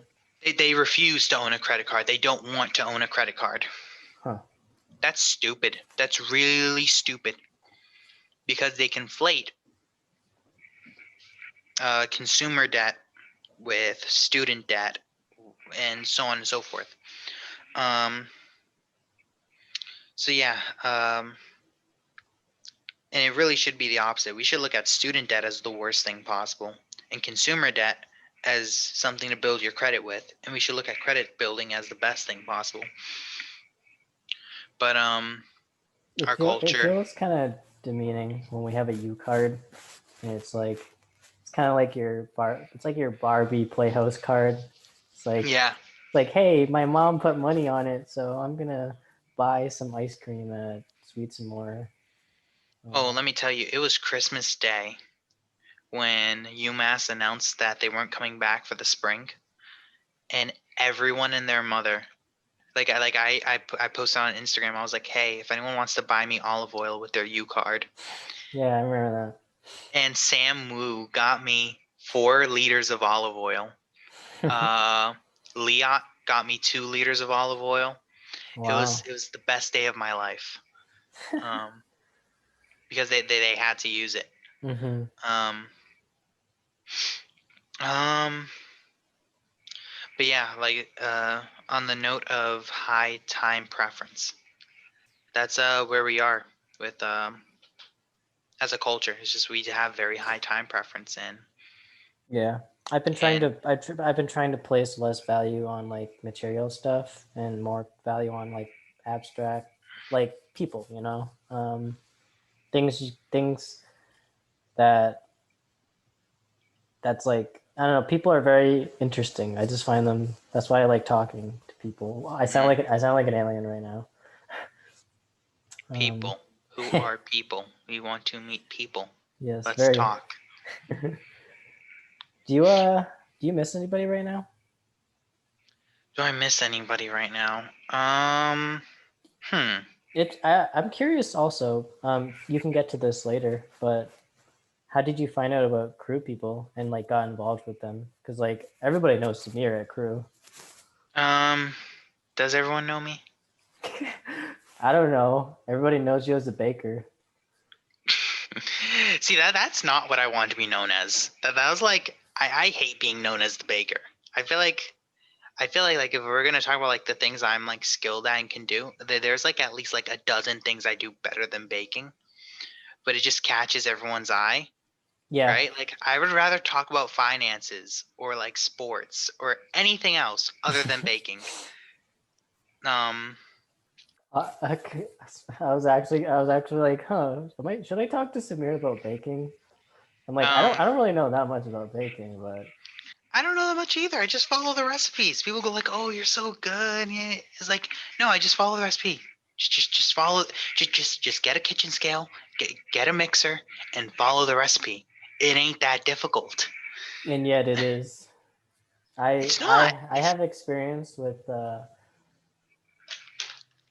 cooking in general. Like it's like it's simple, but if I like some simple things do not like some things go right over my head and I like mess up the whole recipe. Like I added too much salt. Like that's so dumb, right? Like Mm, yeah. For that, I would recommend that you just start with basic Italian recipes, like basic, like the most basic dishes, like pasta aglio e olio. Like why'd you have to throw an accent in there? that's how you pronounce aglio e olio. Okay, How you say it. I can tell like the structure of your mouth like changed to say it, but That's just how you say it. Aglio yeah, e olio. no. I think that's yeah. Sorry, Um, I growing up like people didn't know how to pronounce my last name, And like honestly, I didn't know how to pronounce it either. Like words are just words at this point. So I'm like, yeah, just call me Huang. Just say Huang, and they're like, okay. Um, How are you like supposed to say it? my from my dad, he says it's like you don't even say the H. It's like Wong, pretty much, kind of like Wang, Wang. But like it's a force for me and them. Like I grew up American. I'm gonna say it like as an American. Hmm. Um, I don't know. Maybe it's important to some people, but Um. Yeah, like, uh, oh, yeah, basic Italian dishes. Yeah, start with those because all they are, they're like 3 to 4 ingredients max, and you just have to work the pasta and the sauce. I Um, failed pizza so many times, dude. Like I've tried to make pizza 3 times, I think. Like I think the dough part I made fine, but I think twice I burned the pizza, and third time I can't remember. Things just didn't go well. Like I got mozzarella cheese, and the cheese burnt before it even melted. Like it didn't melt out. It was the wet, moist kind too. Um, what temperature did you bake it at? 500. and I'm Okay. and I'm told that 500 is like a good number is a good number because that's what they do in brick ovens usually. But How long did you keep it in there? 10 minutes Well, that's way too long. That's how you burnt it. because I kept looking at the little window underneath and I was like, it's not done yet. I can clearly tell the cheese hasn't spread out really The much. cheese isn't gonna spread out. It's just Mm. gonna bloop, and then that's it. It ain't low moisture cheese like high moisture cheese. It just stays there. Um, No, did I say low moisture? I meant to say high moisture. If I did, I mean high moisture cheese. yeah, low moisture cheese, pizza cheese is the American cheese that spreads out. High moisture, the wet cheese, it just stays there. It gets a little orange. It gets a little brown or orange on top, and you just eat it like that. Mm. Um, yeah, that's But how it's like little it was splotches. uneven too actually. Like I ate it and it was doughy still, and I was like, Hmm. the top was burnt and the bottom was burnt, but like the inside was still doughy, and I was like, what did I do wrong? Uh, did you lay it out on a sheet on like a I put it on a baking tray. yeah baking tray with flour on the bottom? Did Think you get the so. baking tray hot first? No. You should try doing that, and Okay. transfer the pizza in your hand and try dropping it on the sheet, and then yeah, try to get it to 550 if you can, and then yeah, you just gotta. Sarah Hodge, is from New York. Um, that's not really it's not really an important detail, but she makes pizzas with her family sometimes, and she says like, um, something about electric ovens can't really simulate a brick oven, so you might want to go a little bit lower than 500, like 450 maybe, because just like the way heat's insulated and such, it's different. So it's a different kind of beast. Yeah, I have had success with 550. Okay. 550 has always worked for me. And I put it on the top rack so that the bottom gets the most heat, and then the rest of the heat comes above it. Mm. Because that's how a brick oven works. Is there's heat here and there's heat coming from above. But the heat is generated from the bottom unless you turn on the broiler or the grill, whatever you call it, and then the heat pushes downwards like that. Mm. Um, but yeah.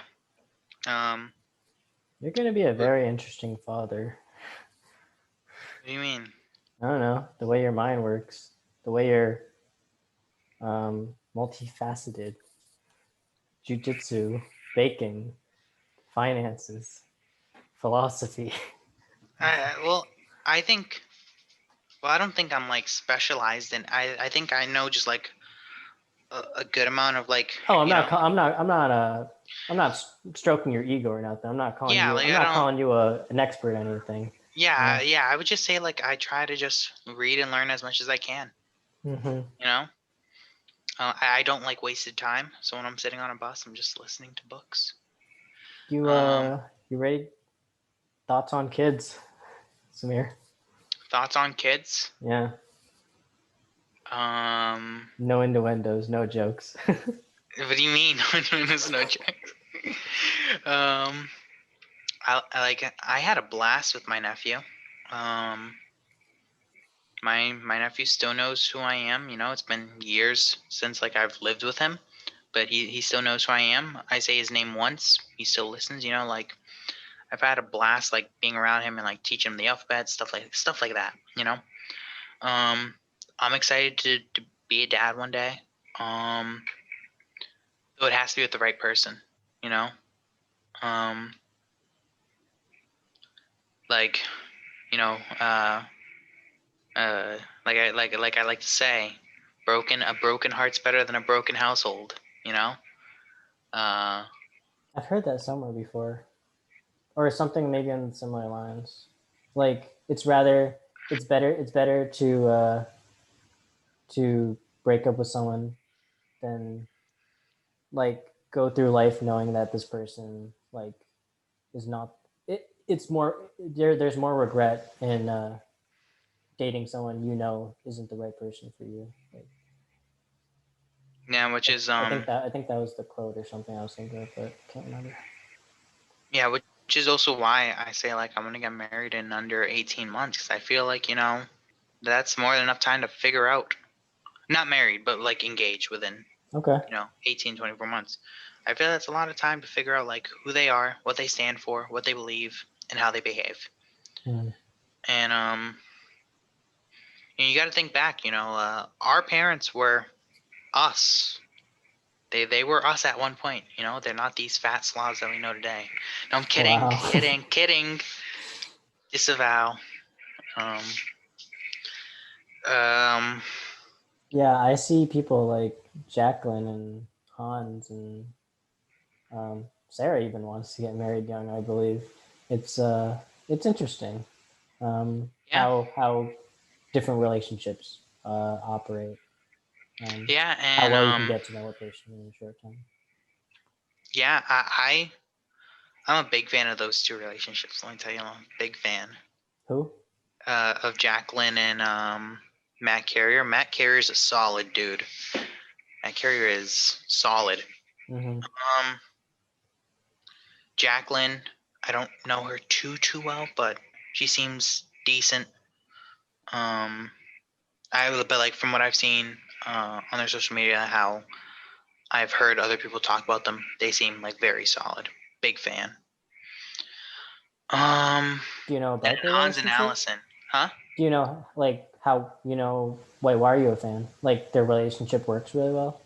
Yeah, from what I've heard and how like Oh, I've heard okay. that they get along, and I heard like yeah.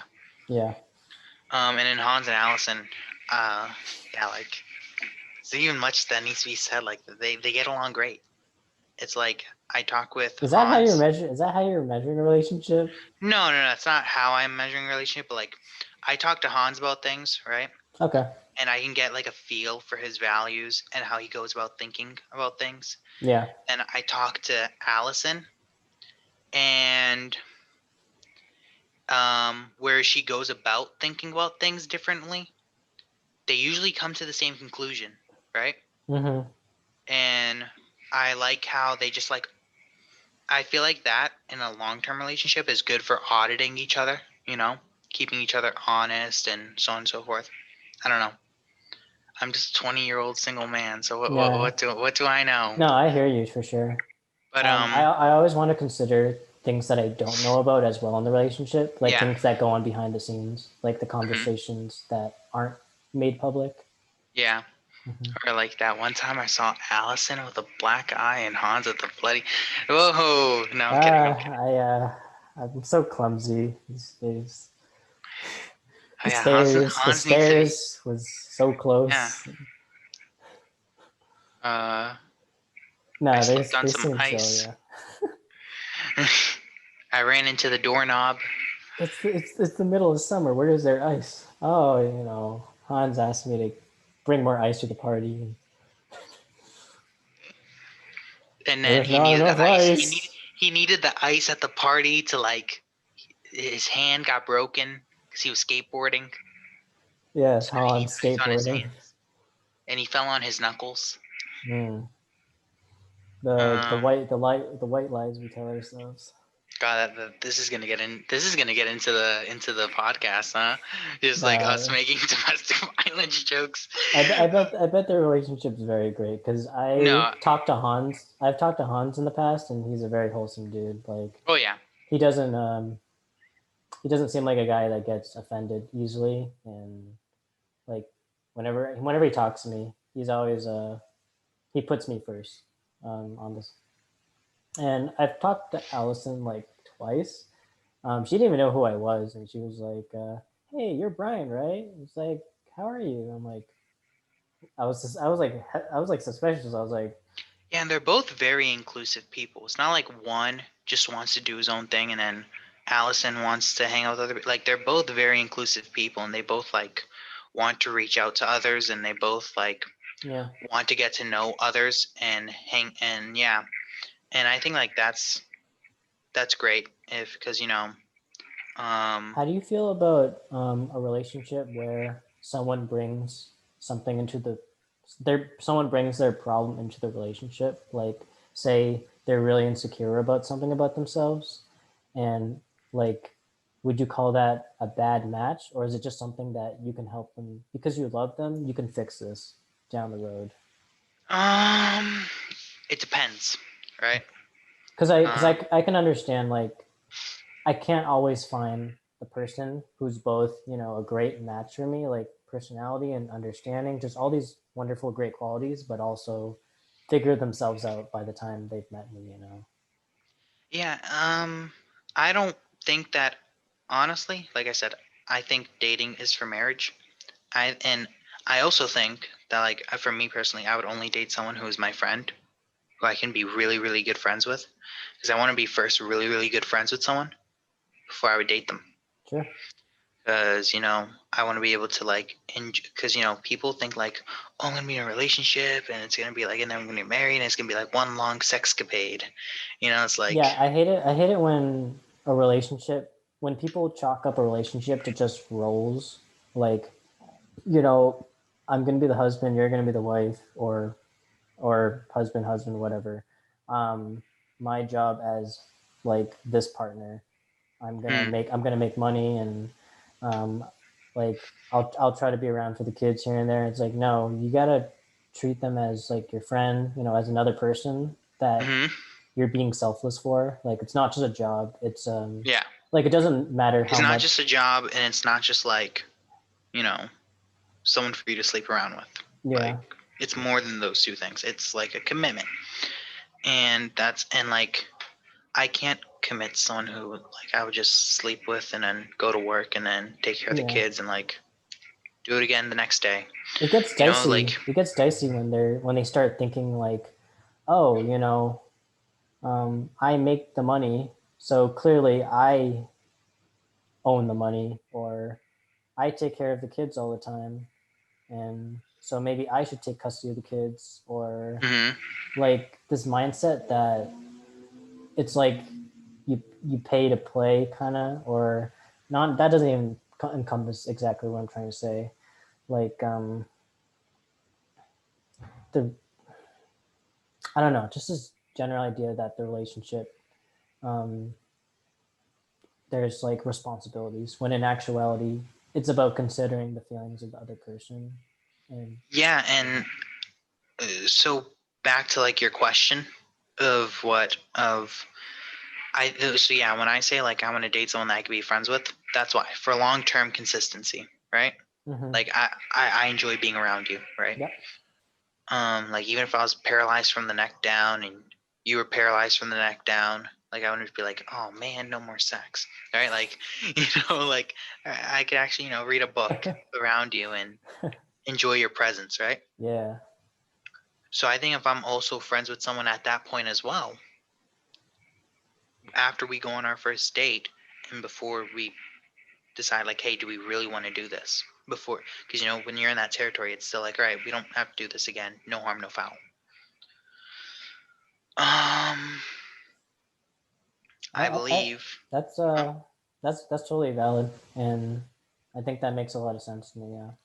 yeah, and I believe you're gonna go deeper past that, and I think that like, um, if they're like a really good friend, like a really good female friend, they should know you well enough to know of the insecurities that you already have, you know? Right, right. But if they don't, then you need to start talking up to them, because you should also be at a point in your friendship where going into relationship where you also feel okay with them knowing those things. Mm-hmm.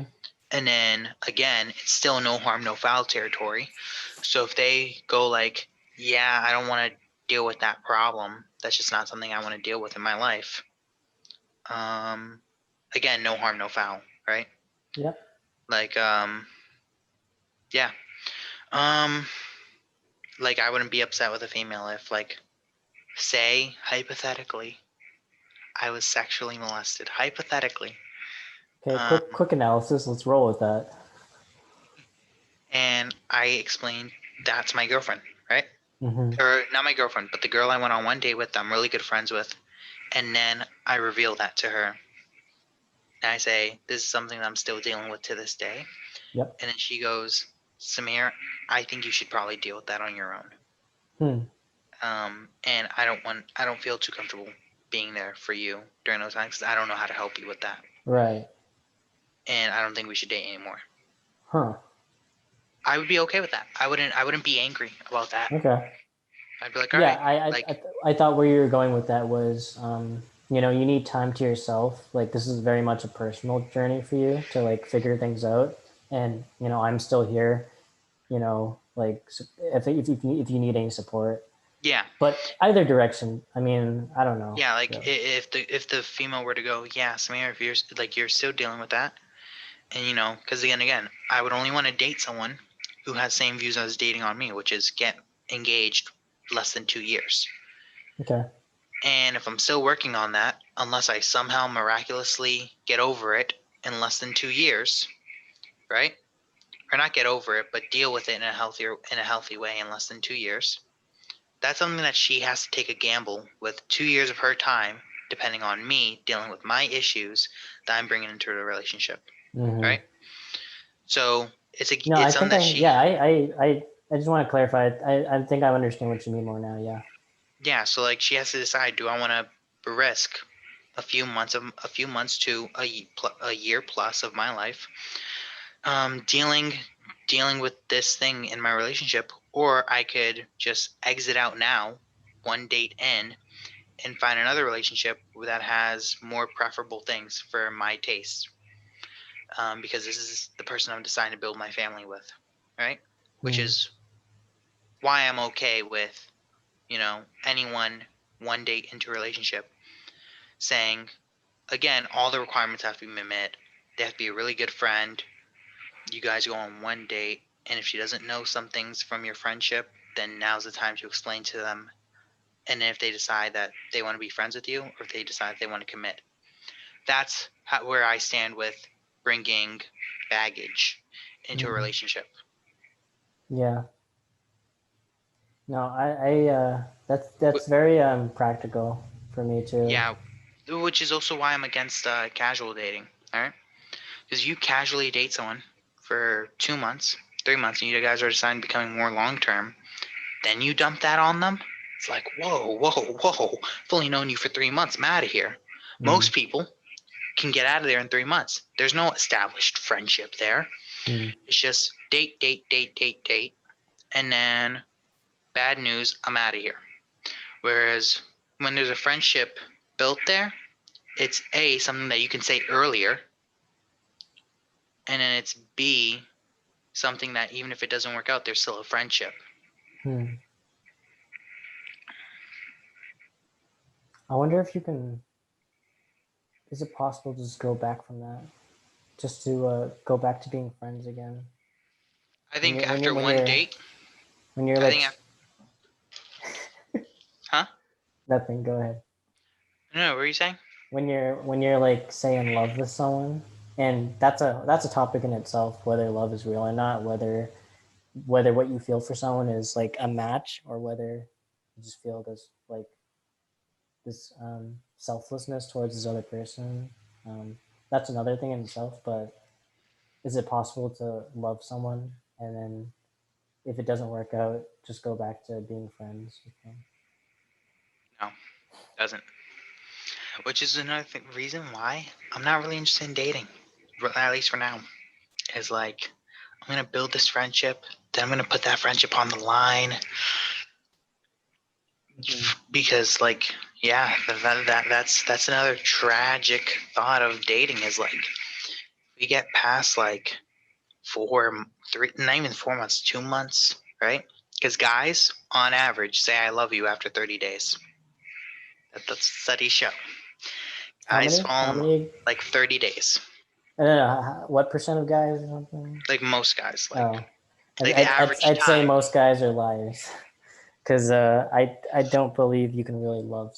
I really reserve the word love for like when you truly, how do I say?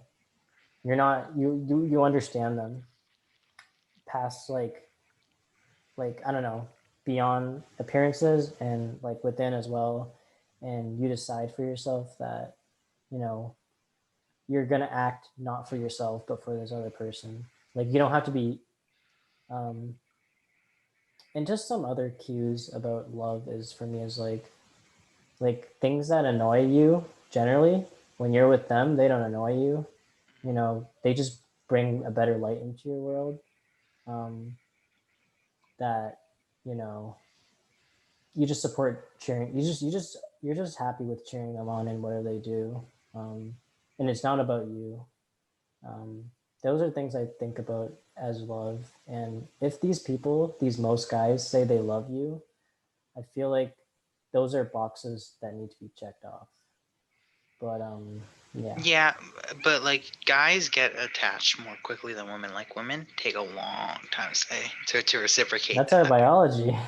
Yeah, and They got a limited number of eggs, man. jeez. um, yeah, that's just how it goes. Um, but yeah, that's just what was I saying before this?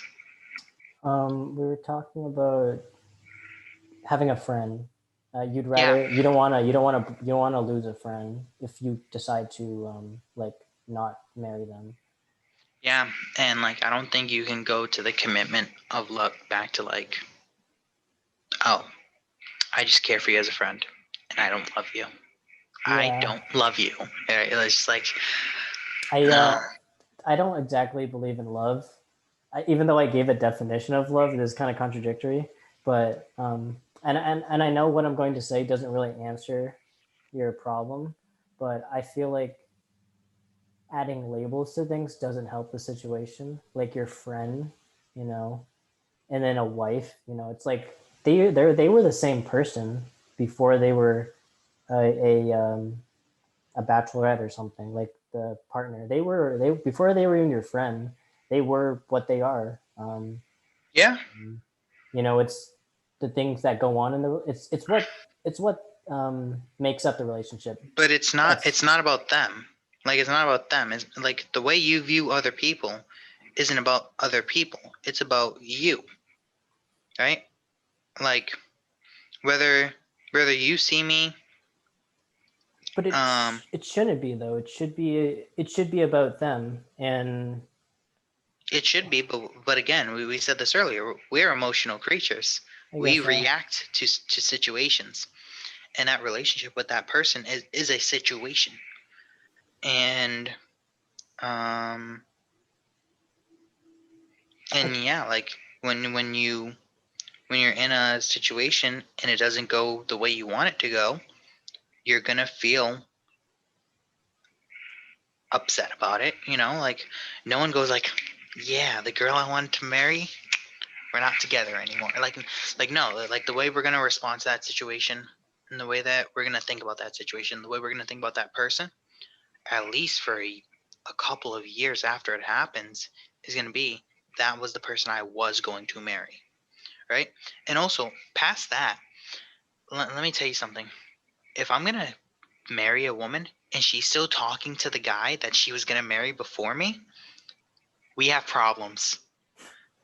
We have really, yes, really, we come have on. problems. This I think that's where we disagree. because I Like still, if she was getting, and let me be clear, yeah, go one ahead. date, 2 dates, 3 dates, 4 dates. That's not what I'm saying. I'm saying like she was planning on marrying this dude. This was the dude that she was gonna build a family with, and this guy's still in the picture. Mm. That is where I have wrong. Um, and yeah, and the same thing goes for me. Like I wouldn't talk to any woman that I plan on marrying. That's weird. Um, like that's not like yeah, it's not someone I could be friends with because I'm always gonna see that person as like, man, what if it worked out? What went wrong? You know? Um, I feel like the way you're framing it, though, a lot of this has to do with like how your emotions are making you feel about this. Um, what really helps me when I look at relationships and to like help heal is like be super rational about this, and like emotions are great. Obviously there's a lot of value in our emotions, like because they tell us that like things upset us, or this is what I valued. I wanted something like this, that maybe this is unfair, or such and such. But we know that our emotions can be irrational sometimes, though, and they might not always paint the best picture of things. And that's why I always say to oscillate between different emotions, because you get a more broadened picture of things. But I'm going on a bit of a tangent, but back to like your situation, I try to see it as like this is not this wasn't a potential partner, or this wasn't a friend, this wasn't a she's her own human being, and it's out of my control, and I'm not going to put labels on things like she was a potential partner, because that's totally out of my control. And um, that you know sure, I'll feel sad right now, but I have to remember like what was it like before I got into a relationship with this woman. Like there could have been another person out there too. Like I don't believe in the one, like I don't see the reason why I disagree with that, right? Is because you're trying to send yourself back to a time where like offenses, or not even offenses, but like actions that happened back and forth didn't happen. You can't erase the past and go back. I'm not saying you're trying to do that. I'm just saying like we're going to have bias, a bias mhm, based off our previous experience. If I if I before I knew you, or even if after I knew you, said something mean to you, like really dug deep into you, mhm. no matter Oh, let me. if you forgive me, if I apologize profusely after I said it, the relationship will always be altered. And I'm saying that getting to the point where you want to marry someone alters your dynamic between you and them, permanently, forever. That's fair. No, that's no, I agree with you there. Like your relationship cannot be the same. The reason why I was making the argument of going back to a center point, so to speak, of Hmm. where you weren't in a relationship, was I wasn't trying to make the case that you got to ignore those emotions. Like, of course, you gotta, because that's gonna shape you to who you are. Um, obviously, you let your emotions out, and then you let them go. You can't be hinged on things you can't control. And well, what else was I? What other point was I trying to make? It was that God, it was brain fart. It was that. Oh, right, right. Like you were explaining how like this relationship was so impactful. Um, but sometimes I think about like those relationships I had in the past that were built on so many emotions, and like I thought I loved this person, and I go backwards and think to myself, how did I really love them? That's crazy. How did I really feel this genuine love that I thought I felt for them? Um, because like emotions can trick you sometimes. Like it's very crazy. Like A I lot of it, yeah. a lot of it can be infatuation, you know. Yeah, totally. And there's nothing wrong. I'm not denouncing anyone's relationship at all. That their relationship's just built on infatuation, like shallow infatuation.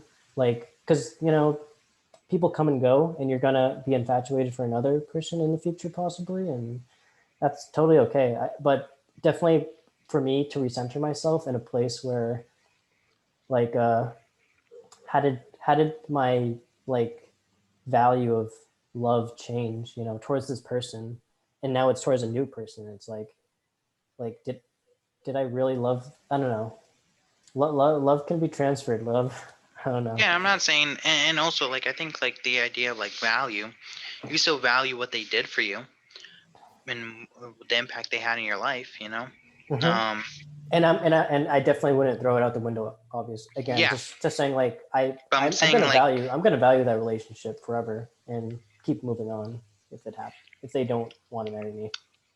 but yeah, but the point that I'm getting at is like it's reached its apex of how it can grow, Oh, okay. Um, and hmm, you should just let it. And I think after it dies, you should just let it die, hmm. right? Like it's just sometimes you just got to drift away and you got to let it happen. Um, especially if you get to the point where you decide where you in your mind decided that's gonna be like the person Yeah, I raise a family with.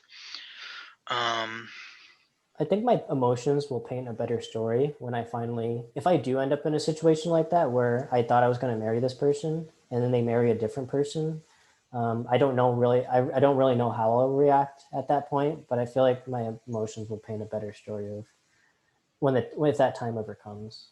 yeah, But as things stand, my case is like as as a person who's not emotionally attached to anyone right now, that's just how I feel. But who knows? yeah, and also like um, I know for me at least, it's like I compare myself to other people all the time. So I know if I ever saw an ex and just like saw her with some kook and be like, who's the? I say better jokes than this kook. Who's this guy? Who's this jabroni? Right? Like get this guy out of like right and like yeah.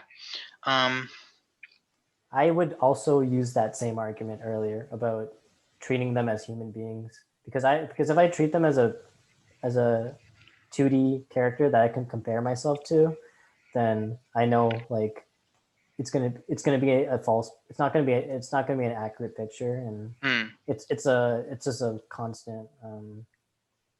Like there's no end to oh, like are they just a different version of me or something like that? I don't know. You go into weird areas when you compare yourself to people all the time. That's why I'd stop. Like I hang with. It's weird. I hang with like people that used to intimidate me and people that I used to belittle because I stopped treating them as like, oh, look at his resume or look at look at what he's doing with his life. Like I stopped doing stuff like that, and it's kind of like because like Alvin, Alvin he hmm, I was very intimidated by that man because like his headshots and stuff and his I don't know, he's just a very well rounded guy, and he's his Instagram is very impressive. He doesn't speak too much. Well, he not like extroverted in a way. So I was kind of intimidated by the guy, but just knowing him as a human being, like yeah, he's a very cool dude. yeah. How'd you meet him, by the way? Just curious. Entrepreneurship club. Oh, you went there? I'm part of that right Yeah. now, actually. Oh wow. Yeah, I went there 90% of the time for Ooh, free snacks. they don't have virtual snacks anymore. Sorry. Yeah, like I used to go in there, right? I used to open up the entrepreneurship cabinet and grab like 3 bags of chips because the same bags of chips they were selling in a vending machine like 5 feet away, like on the first floor of Whitmore. No, not Whitmore. Whatever that building's called. Um, UMass is evil. yeah, they were selling them, and in the entrepreneurship club they always had like pizza like every week. I heard math club had pizza every week. That's a very much a math. club thing. Bring pizza and snacks. Yeah, it was. You go to Crew, you go to Epic, no snacks. Exactly. Yeah, that's how I met Alvin. Alvin's in 2 of my classes right now, econ. Oh, cool. Um, Does he know that? yeah. Okay. Yeah, I've actually been reading this book, just like you said, how you like started like looking at people differently. It's this book called "Ego is the Enemy." I posted about it on my Instagram. Very good book. And one chapter that the author goes over is how we make narratives in our head, especially with the people that we're dealing with. And one of the narratives that he highlights in his book is by this socialist that ran for governor of California in 1932, and he wrote this book a few days before not a few days, a few months before the election. It was called Governor, His Name, right? And How I Ended Poverty in California. It's a whole autobiography about his governorship over California and how he ended poverty in California while he was running to be governor of California. Like, and the reason the author highlighted this book was because we tend to do this in our brains with other people, with challenges, with things around us, that we make narratives in our head and we convince ourselves that we've done it before we actually do it. So like in our head, like some people in their head, they make a narrative of, I'm gonna go in, I'm gonna dominate this person, I'm gonna dominate this conversation, and then they do it so much in their head that they just, when they actually show up to talk, they have nothing to say, you know. Or they talk about how they're gonna get started on this new project, and they talk about the project so much that they feel like that they've done actual work on the project when really they didn't get started on anything, you know. I feel like, yeah, a lot of how we feel about other people, whether it's insecurities or belittlement, like it just stems from ego and how we view ourselves as compared to them.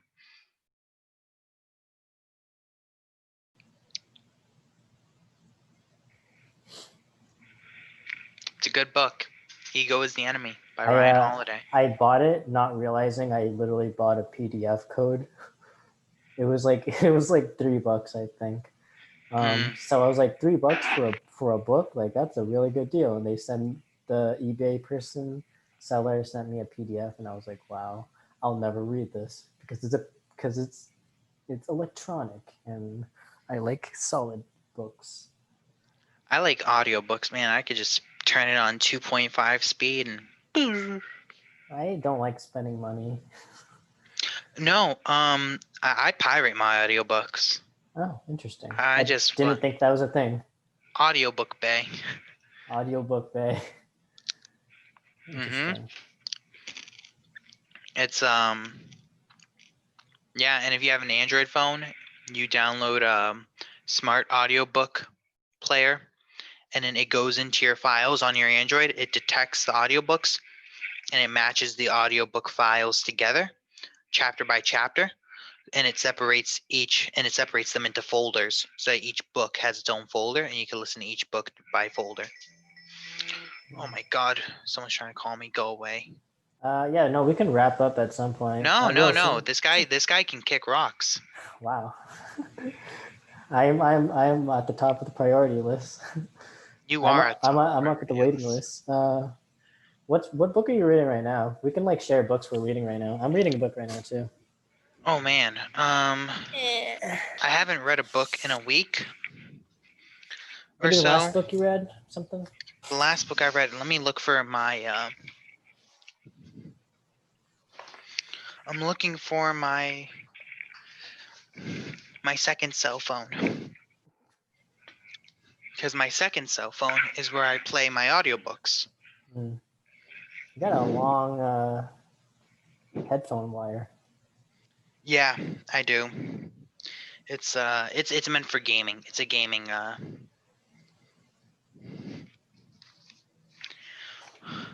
Um. Wow, I really can't find this. Have you heard of Miyamoto Musashi?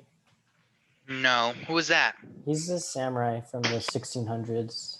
He's renowned as like the greatest samurai of all time. Um, he wrote this book I've been rereading a few times. It's called The Book of Five Rings.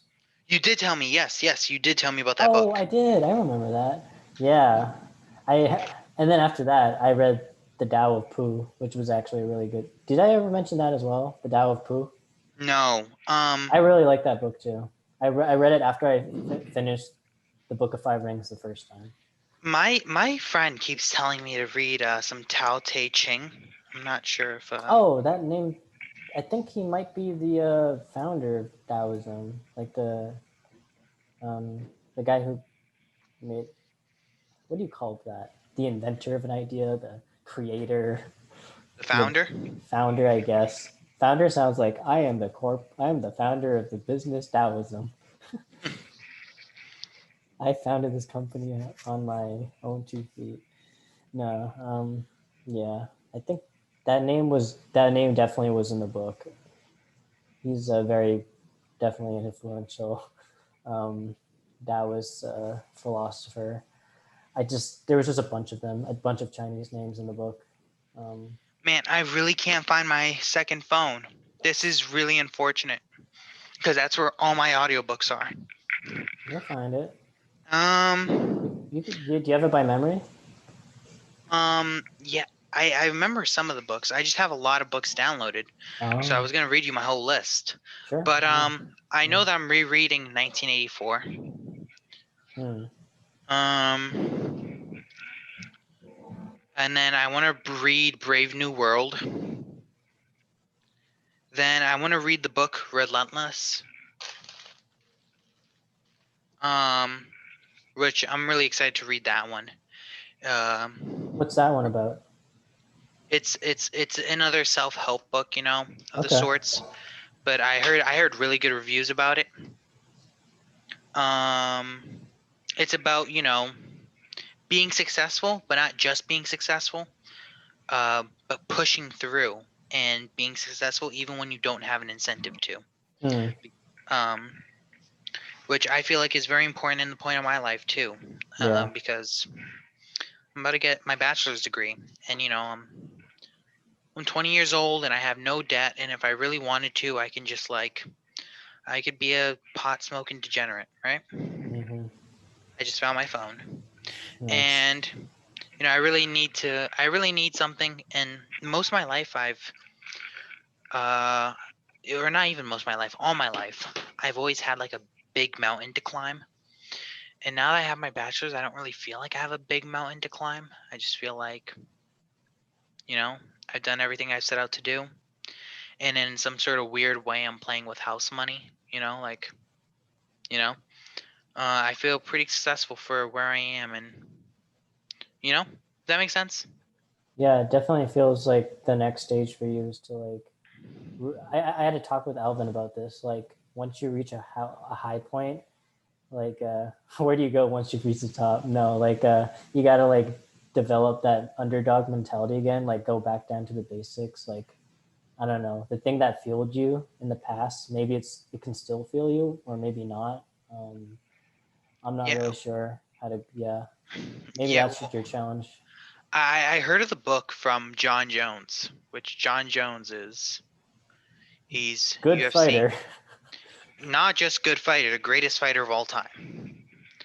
A You lot know, of some people do say that. Yeah. he's undefeated. He's undefeated. He's beaten four generations of fighters, not just fighters in his generation, but he was 23 years old and he beat all the legendary light heavyweights of the era that he entered. Then he beat the light heavyweights who reached their prime in his era, and now he's fighting the light heavy, and now he fought the light heavyweights of today's era, right? So he's been dominating for years, And he says like, yeah, he read this book because it's hard for him to find motivation. It's just like he knows he's the greatest of all time. He knows not only does he beat people, but he makes it a point to beat people in their own specialty. You Hmm. know? Yeah, Uh, that's how I kind of felt about coming to UNE. Like, I don't know anything about entrepreneurship, but I want to kick some ass for sure. Um. Oh yes. I'm reading. Then there's this other book that I'm reading. It's called Learning Outside the Lines. It's about uh, these two dyslexic men. One's Jonathan Mooney, and one is David Cole, and they both had ADHD and dyslexia and other learning disabilities. And they always thought that they were dumb until they made it to around midpoint in high school, and they discovered how they learned, right? And they realized that the modern education system wasn't meant for them, but there are ways for them to learn and be productive and be smart. And they Mm-hmm. ended up going to Harvard and going to Yale, Mm. and not just going to Harvard and Yale, but graduating at the top of their class. Wow. And it's a whole book just dedicated to writing about different methods of learning. That's definitely that definitely that would have been a cool subject to bring up when we talked about school. But yeah, no, it's because school as it is definitely feels very straightforward, and I think kids get very tired of like, oh, these are all my required classes, and this is what's going to get me my degree. Like life is so 2D. Yeah, and yeah, that's why I like one thing that I hate about the modern, like, I love that people are starting to rebel against college and how it's a ripoff in some ways. But one thing that I hate when people like talk about college is they go, "What's the point of all these liberal art classes? Liberal art classes are worth nothing, bro." It's like, no, we should have liberal art electives. Our society, the way that our society grows, is by having people with multiple interests and multiple hobbies, so that they can, like, me doing jujitsu, for example, right? I know that I'm probably not going to be a world champion jujitsu guy, but me going to jujitsu and training with my buddies at my gym makes the buddies at my gym better and makes me better. And then when somebody from our gym is really, really good and we all make each other better, we make that guy better. And that guy who's the champion of like our region, when he goes against people from other regions, they all make each other better. Then when that person from regions goes to states, the people that states, they make each other better. Then when the person from states goes to worlds, they all make each other better, you know? So having, people who are interested in things that aren't just work related is very good for sharpening each other and making ourselves more sophisticated as a people. I really like that. I never looked at it that way before, but I really like that. Yeah, it's and Do you consider martial arts an art? yeah, Same. um, it's just like cooking and baking, There's an art and there's a science to it. Hmm. Um, I like so yeah, people definitely get very mechanical with like UFC, like the way certain techniques are performed, or like the physical body, like weight, size, etc. But I like to look at it more like this person is trying to go beyond what we imagine like the body is as like a weapon, and just like pushing the body to the limit in a way, like in a deadly way. um, like I don't know, it really draws back to like I'm reading the Book of Five Rings, and it's all about like a warrior mentality, and like I think in UFC, like you you want to have that warrior mentality, like a life or death focus, a deadly focus, so to speak. um, yeah, and like be clear minded, but also like ready to engage at any time. Like the way these fighters like prepare their bodies, like they don't it doesn't seem like they spoil themselves. Like they have to watch their weight. They watch like they're very. it seems like a lot of them are very technical about what they eat, you know, before a big game and stuff. Oh yeah, well that's because they're getting into fighting condition. Which, if you look at combat sports, any combat sport, you can't keep fighting condition for very long. Fighting can like when you're in fight condition, you can only maintain that shape for like 3-4 weeks. Mm. That's when you're at your most lethal. So that's why they're so specific about that. And also, when you cut weight, you can't eat any carbs. You can't eat too many calories. You're in a huge calorie deficit and you're squeezing water out of your body. So that's why, so that is very, very technical because you can't mess up your weight cut or else you forfeit like 70% of your pay. That's why I don't like about the commercializing of UFC, because like I really want to see like fighters feel their best, but also like mentally and physically, you know, like eat Well, food. weight cutting doesn't affect that. The diet, I feel like the diet is very stressful for UFC fighters. It's just a keto diet for 1 week before you cut weight. Switching to keto in one for And 1 week. you do it for like 4 to 5 days. When I say 1 week, I mean 4 to 5 days. While you're squeezing water out of your body, you dehydrate yourself for like 2 days or maybe one day if you time it perfectly. You step on the scale. As soon as they say 155 or 170 or whatever, you start drinking water again. And your body fixes itself very fast. Like wrestlers, they cut weight and they step on the scale 2 hours notice. 2 hours notice. High school wrestlers. So I if am they not can a do it, scientist, so I cannot endorse any of what's like how they feel psychologically and stuff before a fight. yeah, oh yeah, like so 2 hours is really pushing it, but like a whole day, like 24 hours before the fight, that's more than enough time. That's enough time to get a good night's rest, eat food, eat some bread, drink a lot of water. Um, yeah, then I can understand that though. yeah, so a day is more than enough time. Um, Now the only way to stop it would be to do weigh-ins 5 minutes before the match. Which even then, I know some people who would be crazy enough to actually try to cut weight, Hmm. and they would just try to jug as much water as they can within 5 minutes. Yeah, Um, but UFC yeah, is UFC is definitely a place where it's like going back to like our first conversation about like willing to die versus willing to live. Like this the feeling of like as a UFC fighter, like I don't really know, I can't really relate, but it definitely seems like something you're willing to die for, quote unquote, like risk like prolonged injuries to like to for a very rewarding moment. um well, I don't know if I agree with it, but I can understand that. like the UFC isn't very rewarding. Like those fighters don't make a lot of money. Like you're Well, okay, the fighting is maybe rewarding to people. maybe, I don't know. Um I know for some people it is.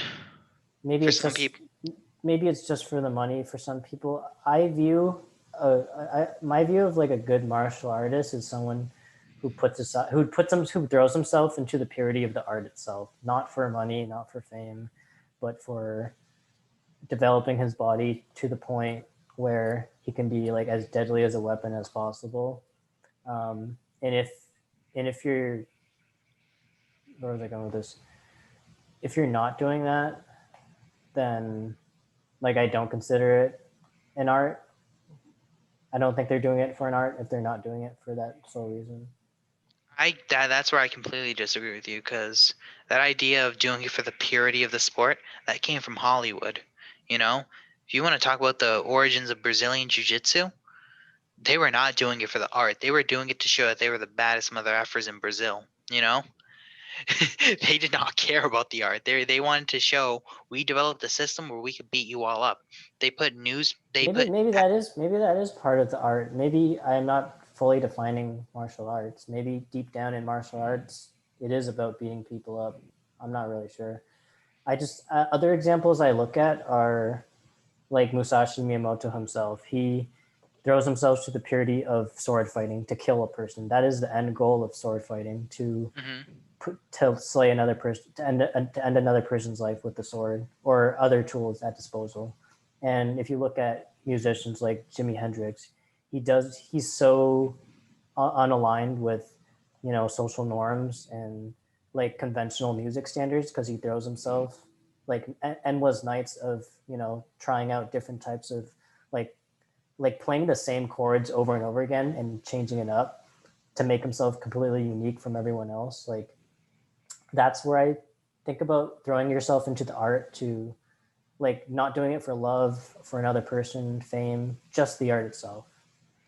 I don't know if that applies to UFC because I don't exactly know what the art. I can't exactly define the art of martial arts to Well, say whether they're doing it for the art or not.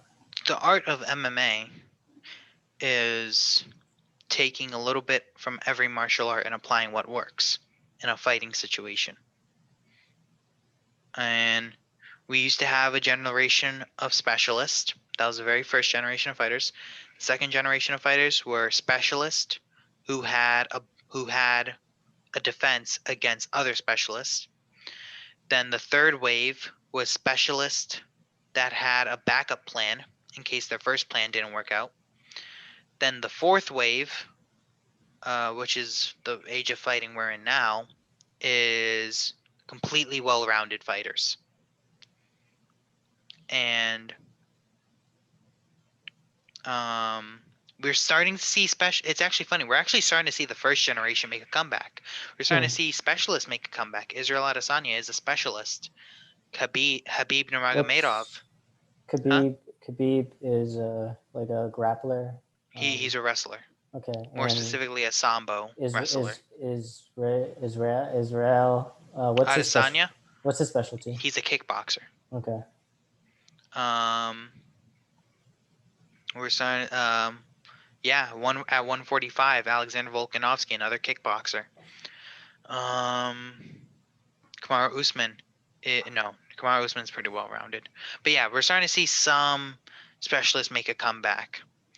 And but no, the direction the sport is going is everyone is picking out parts of what works of everything and then becoming one well rounded. Hmm. I guess loosely, like, yeah, they would be artists. Like the ideal artist, I'm not sure if there is an ideal artist out there though. Like someone who is willing to mix martial arts together, um, not for the sake of anything else. I'm not sure if there's a fighter out there like that. He's not doing it for any other reason. But we don't get many Jimi Hendrix in our lives. We don't get many um, like those jazz musicians that really changed the way rock and roll transformed. Those people, you know what I mean?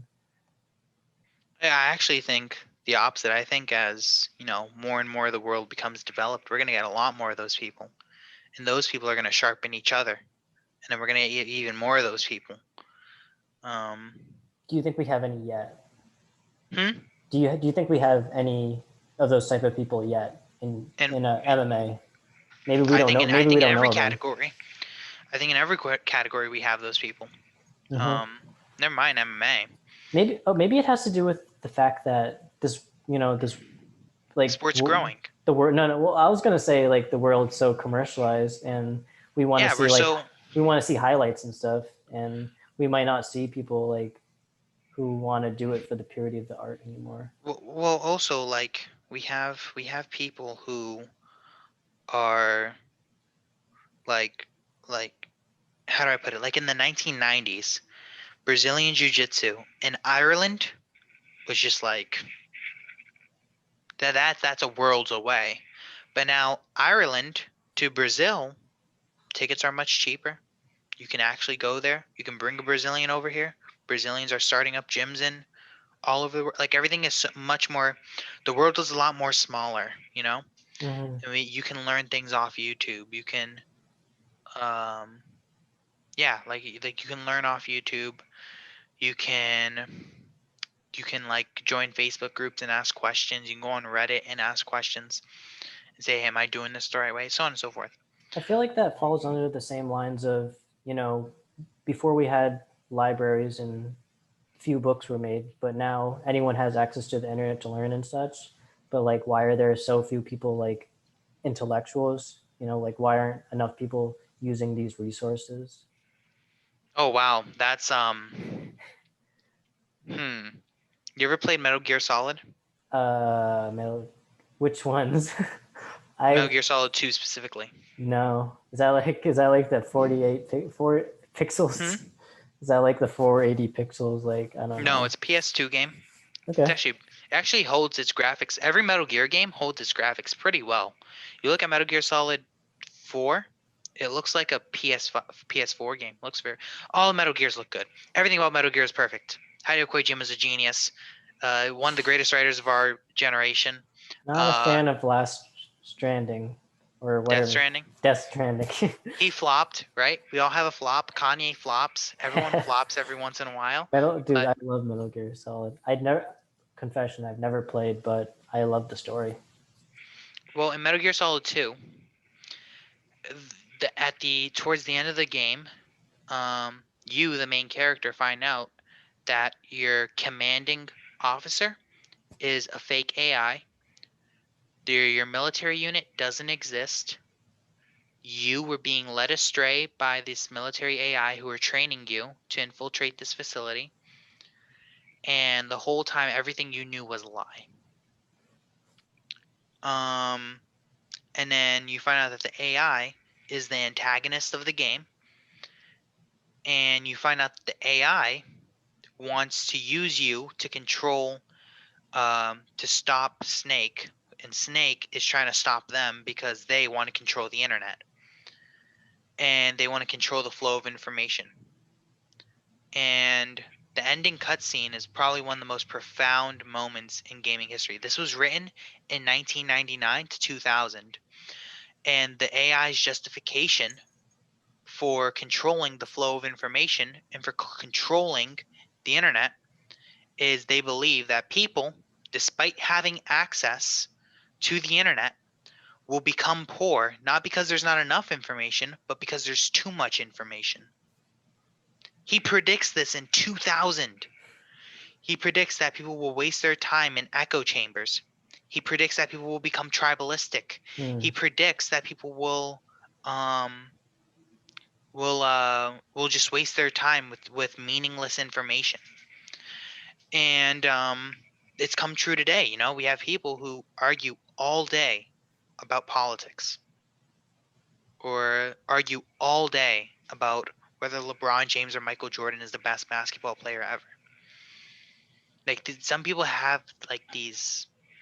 And, when I was in college Republicans, I was the same.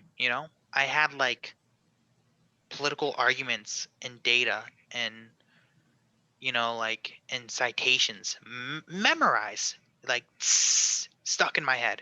You know, Hmm. because I knew when the time came, I could pop, pop, pop, pop, pop, and like then I realized like what did I accomplish? What did this accomplish?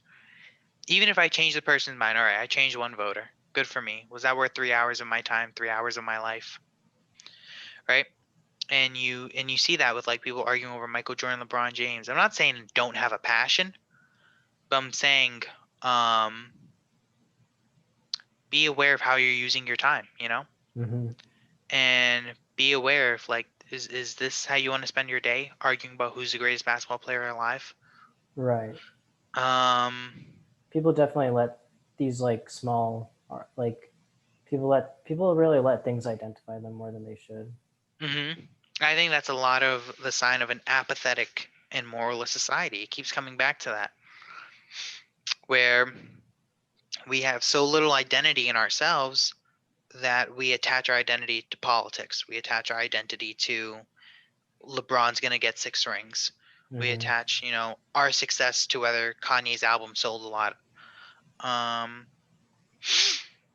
and yeah, it's a, Fun and fact: again, I've been listening to the Joe Rogan podcast with Kanye West on it, and I've never really understood Kanye as a person, only as like a musician and like trying to understand his lyrics. But he's a he's a very complex guy, and it's hard to digest the way he talks because he goes in I wouldn't say he goes in like confusing directions, but like his brain works differently, Mm-hmm. and you really have to chew on his thoughts because they're really profound. But um, if you just if you don't come in with the right attitude, you're gonna think like he's crazy or um, his words have little meaning. Yeah, and yeah, like well, when you said his brain works differently, like his brain literally works differently. Like he has a thing in his brain where he visualizes music. Like he Hmm. sees notes as colors. And He's got a lot of visions on things. Like his idea for like the Kanye school and like a renewable energy like food source and just the way he wants to transform like concerts and churches. Yeah. I haven't watched it yet. Let me tell you, in high school, I was the biggest Kanye stan. I still am a huge Kanye stan. I think he's absolutely brilliant. But in high school, like, um, yeah, that was the worst time to be a Kanye stan. From like 2014 and all the way to like 2016, because he dropped no music. He was just going crazy in the media, and I was like, no, no, no, Kanye got it. But yeah, Kanye is. I think after he dies, we're gonna be like, that was the greatest musician of our generation. Everyone's gonna say it like way too late. Mm, Um, yeah, that's how I feel, man. yeah. I gotta listen to his music more at some point, like with a different set of eyes, you know, because like I'm very passive listener. I don't really look deep into lyrics very much. I just like a nice beat, but it's definitely an art form, music in general, that I don't appreciate enough, like beyond sounds, because like sounds really like mean a lot to me. Like you don't Hmm. sometimes you don't need words to express things, but lyrics do matter, and yeah, Yeah, currently I'm listening to 21 Savage. 21 Savage's look new at you, album. 21. 21. He's in the states again, right? Like Hmm. he's I not don't know. he's not being held in like Europe anymore for like I don't know, some illegal thing. That's cool. I don't know much about 21 Savage. 21 Savage. All I know is that his album Metro Boomin is pretty good. Hmm. I've been listening to a lot of Beach House. You ever heard of Beach House? No. They're like a dream pop band. Their music is so weird. It's like Does it sound surrealist. 70s or No, no, no. It's dream pop is like just very. It's like a mixture of happy and sad. hmm. Like it's right in that weird place between like melancholy and like utter happiness. Hmm. Um, it's a very they make very unique sounds. Um, like one like and like a lot of their lyrics sound depressing, but they'll put it on happy beats, or a lot of their lyrics will sound happy and they'll put it on depressing beats. Interesting. And the way that their lead singer sings is like she can go very high, but she has these very smoky lows, like Hmm. very like the song Wishes, right? Wishes is about finding that one true love of your life, right? And then the beat starts like very slow, and then it speeds up and it slows down again as it closes out. And there's a part where she goes like, once in your life, it happens once but rarely twice, right?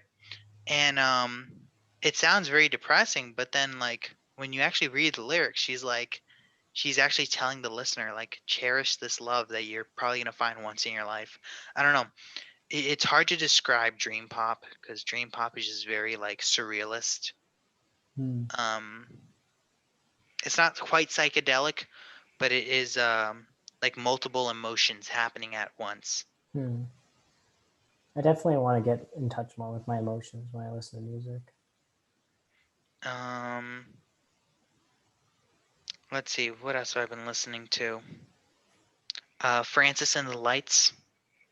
Don't know them either. He's a singer, and you know Phil Collins. I'm not sure. I can feel it coming in the air Oh, yeah. tonight. Yeah, that's Yeah. Phil Collins. Okay. He makes a lot of sounds like that, but he uses a lot more synths. And yeah, his songs are all about just like the emotions of dealing with people. So like one song is called "It's All Right to Cry," Hmm. and it's not a sad song. It's actually a song celebrating crying. You know, like it's all right to cry. It might make you feel better, baby. You know, like it's all right to I'm cry. so hardwired to like conventional pop music that and like a good beat. It's hard for me to like, oh, this is a good beat. So the lyrics must be upbeat and positive tone as well, right? Yeah. Yeah, like I don't know, like uh, there It's has to interesting be though. there has to be a theme, you know, like there has to be like consistent theme when I listen to the music that I listen to, you know, like um juxtaposition is good sometimes, but I don't know, I like when I could see that there's a direction that the artist is trying to, you know, Hmm. I don't just like music for the sake of music. I want to I want to see what the artist is trying to show me, you know? Hmm. And when I listen to like a lot of modern pop, or not even just pop, a lot of modern music, I just feel like it's fun, fun, fun, fast beat, fun, fun, fun, fun. And like there's not much to that. Like yeah, it's dumb fun, and dumb fun can be dumb fun, you know? But I do want there to be more to it than just dumb fun, you know? Hmm. Um yeah, there's like I want there to be a story. I want there to be an aesthetic. I want there to be like I want to visualize the place that this song is happening in, right? Hmm. I think with that song Wishes, right? You can't quite visualize the place. You can imagine the emotion. You can imagine the emotion of, you know, that feeling when you're getting infatuated with someone or you're, you know, you Hmm. can visualize that happening. Um and you know and you know exactly what the songwriter is trying to project, you know. Hmm. um That's very cool. Yeah. but then yeah, like the song "The Plan" by Travis Scott, he made it for the movie Tenet, and it comes in with very brash and abrasive, um very brash and abrasive synths and beats, like literally like the opening scene synths are just like boom boom boom boom boom boom boom boom boom boom boom, and it's like it's just banging in your ears, right? And every time he starts a bar, so he starts a bar that he's rapping, and let's say the bar is like this, he'll finish here, but he'll also start a bar as the last bar is finishing, right? Oh man, And that's trippy. it is very trippy. And and so as soon as the bar is about to finish, he starts the new bar. He starts the new bar. He attacks you with a new bar. He attacks you with a new bar. And the beats are coming at you from different sides of your ear, and it's very psychedelic, and it fits the theme of Tenet, which is, you know, they're playing with time, and they're playing, you know, because the theme of the movie Tenet is, you know, they're in a race against time, they're inverting time. You know, at one point in the movie, the guy's fighting one guy on who's fighting on the floor, and he's fighting one guy who's walking on the ceiling. You know, Also, it's like it also like we expect that from Travis Scott too. Like a lot of his music is very like yep. uses a lot of synthesizers and just Hmm. like a lot of it's not Mm, natural, you know. exactly. We think not natural when we think Travis Scott. We think not natural sounds. We think synths. We think like But then when we think of Christopher Nolan, when we think of his movies, we think supernatural. We think past what we know, whether it's Inception, going into dreams and the world beyond of which we know, Interstellar, going into a black hole on the other side of the galaxy, Tenant, inverting time, right? Hmm. That those are like Travis Scott and Christopher Nolan. It was a match made in heaven for like the OST. Um, then I really like Kanye's, not his newest song, but the song before that, "Wash Us in the Blood." Was that part of his his He's recent not album? no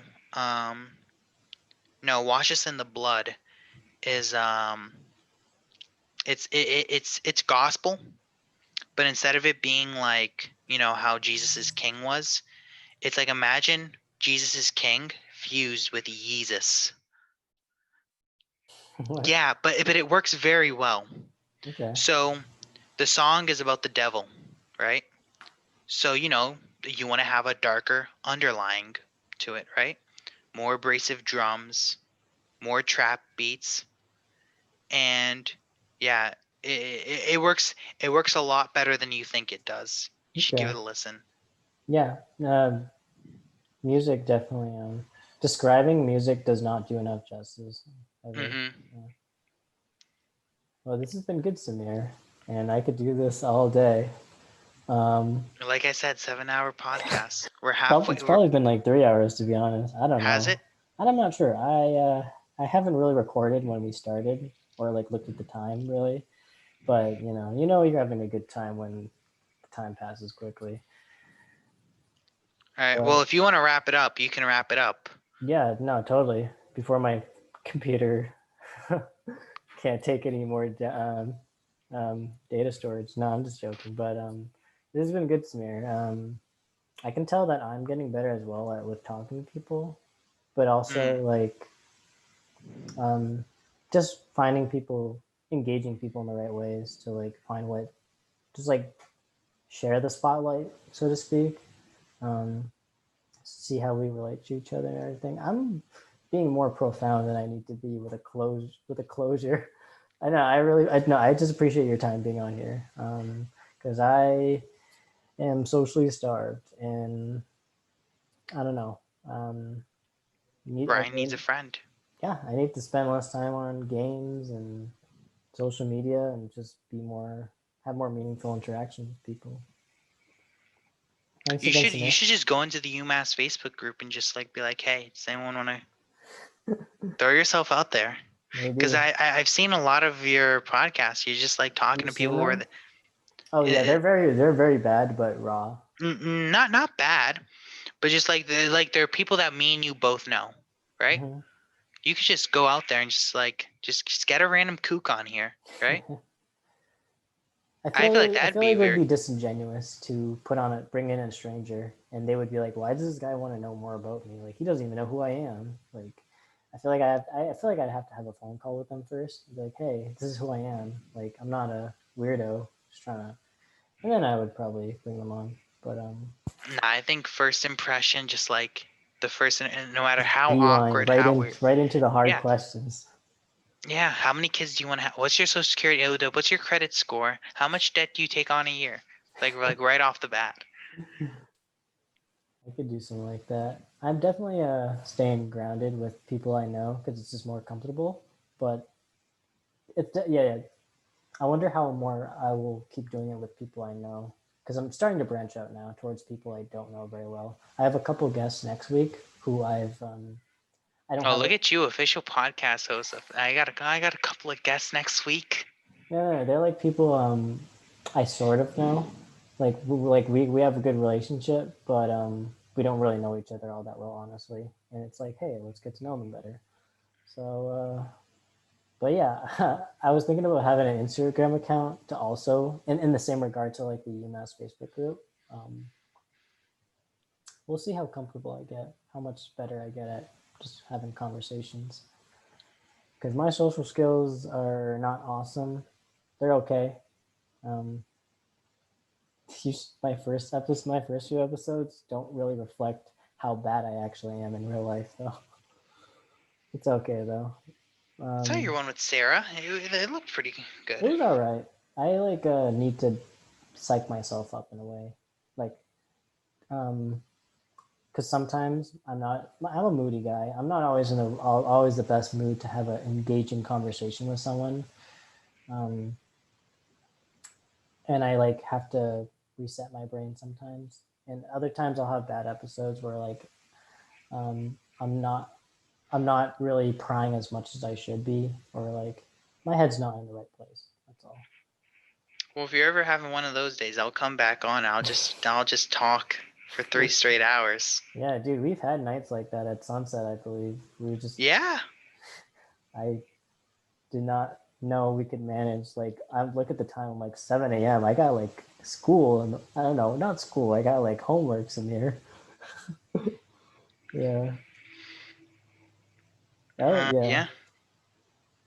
But yeah, we'll keep in touch, obviously. Yeah, man. Thanks again. Yeah. It's good to check in with you and see how everything's going, and good to just flesh out ideas and stuff. Thoughts. Mhm. All All right. right. Well. I'll hit that end meeting for all. All Bye. right. Bye.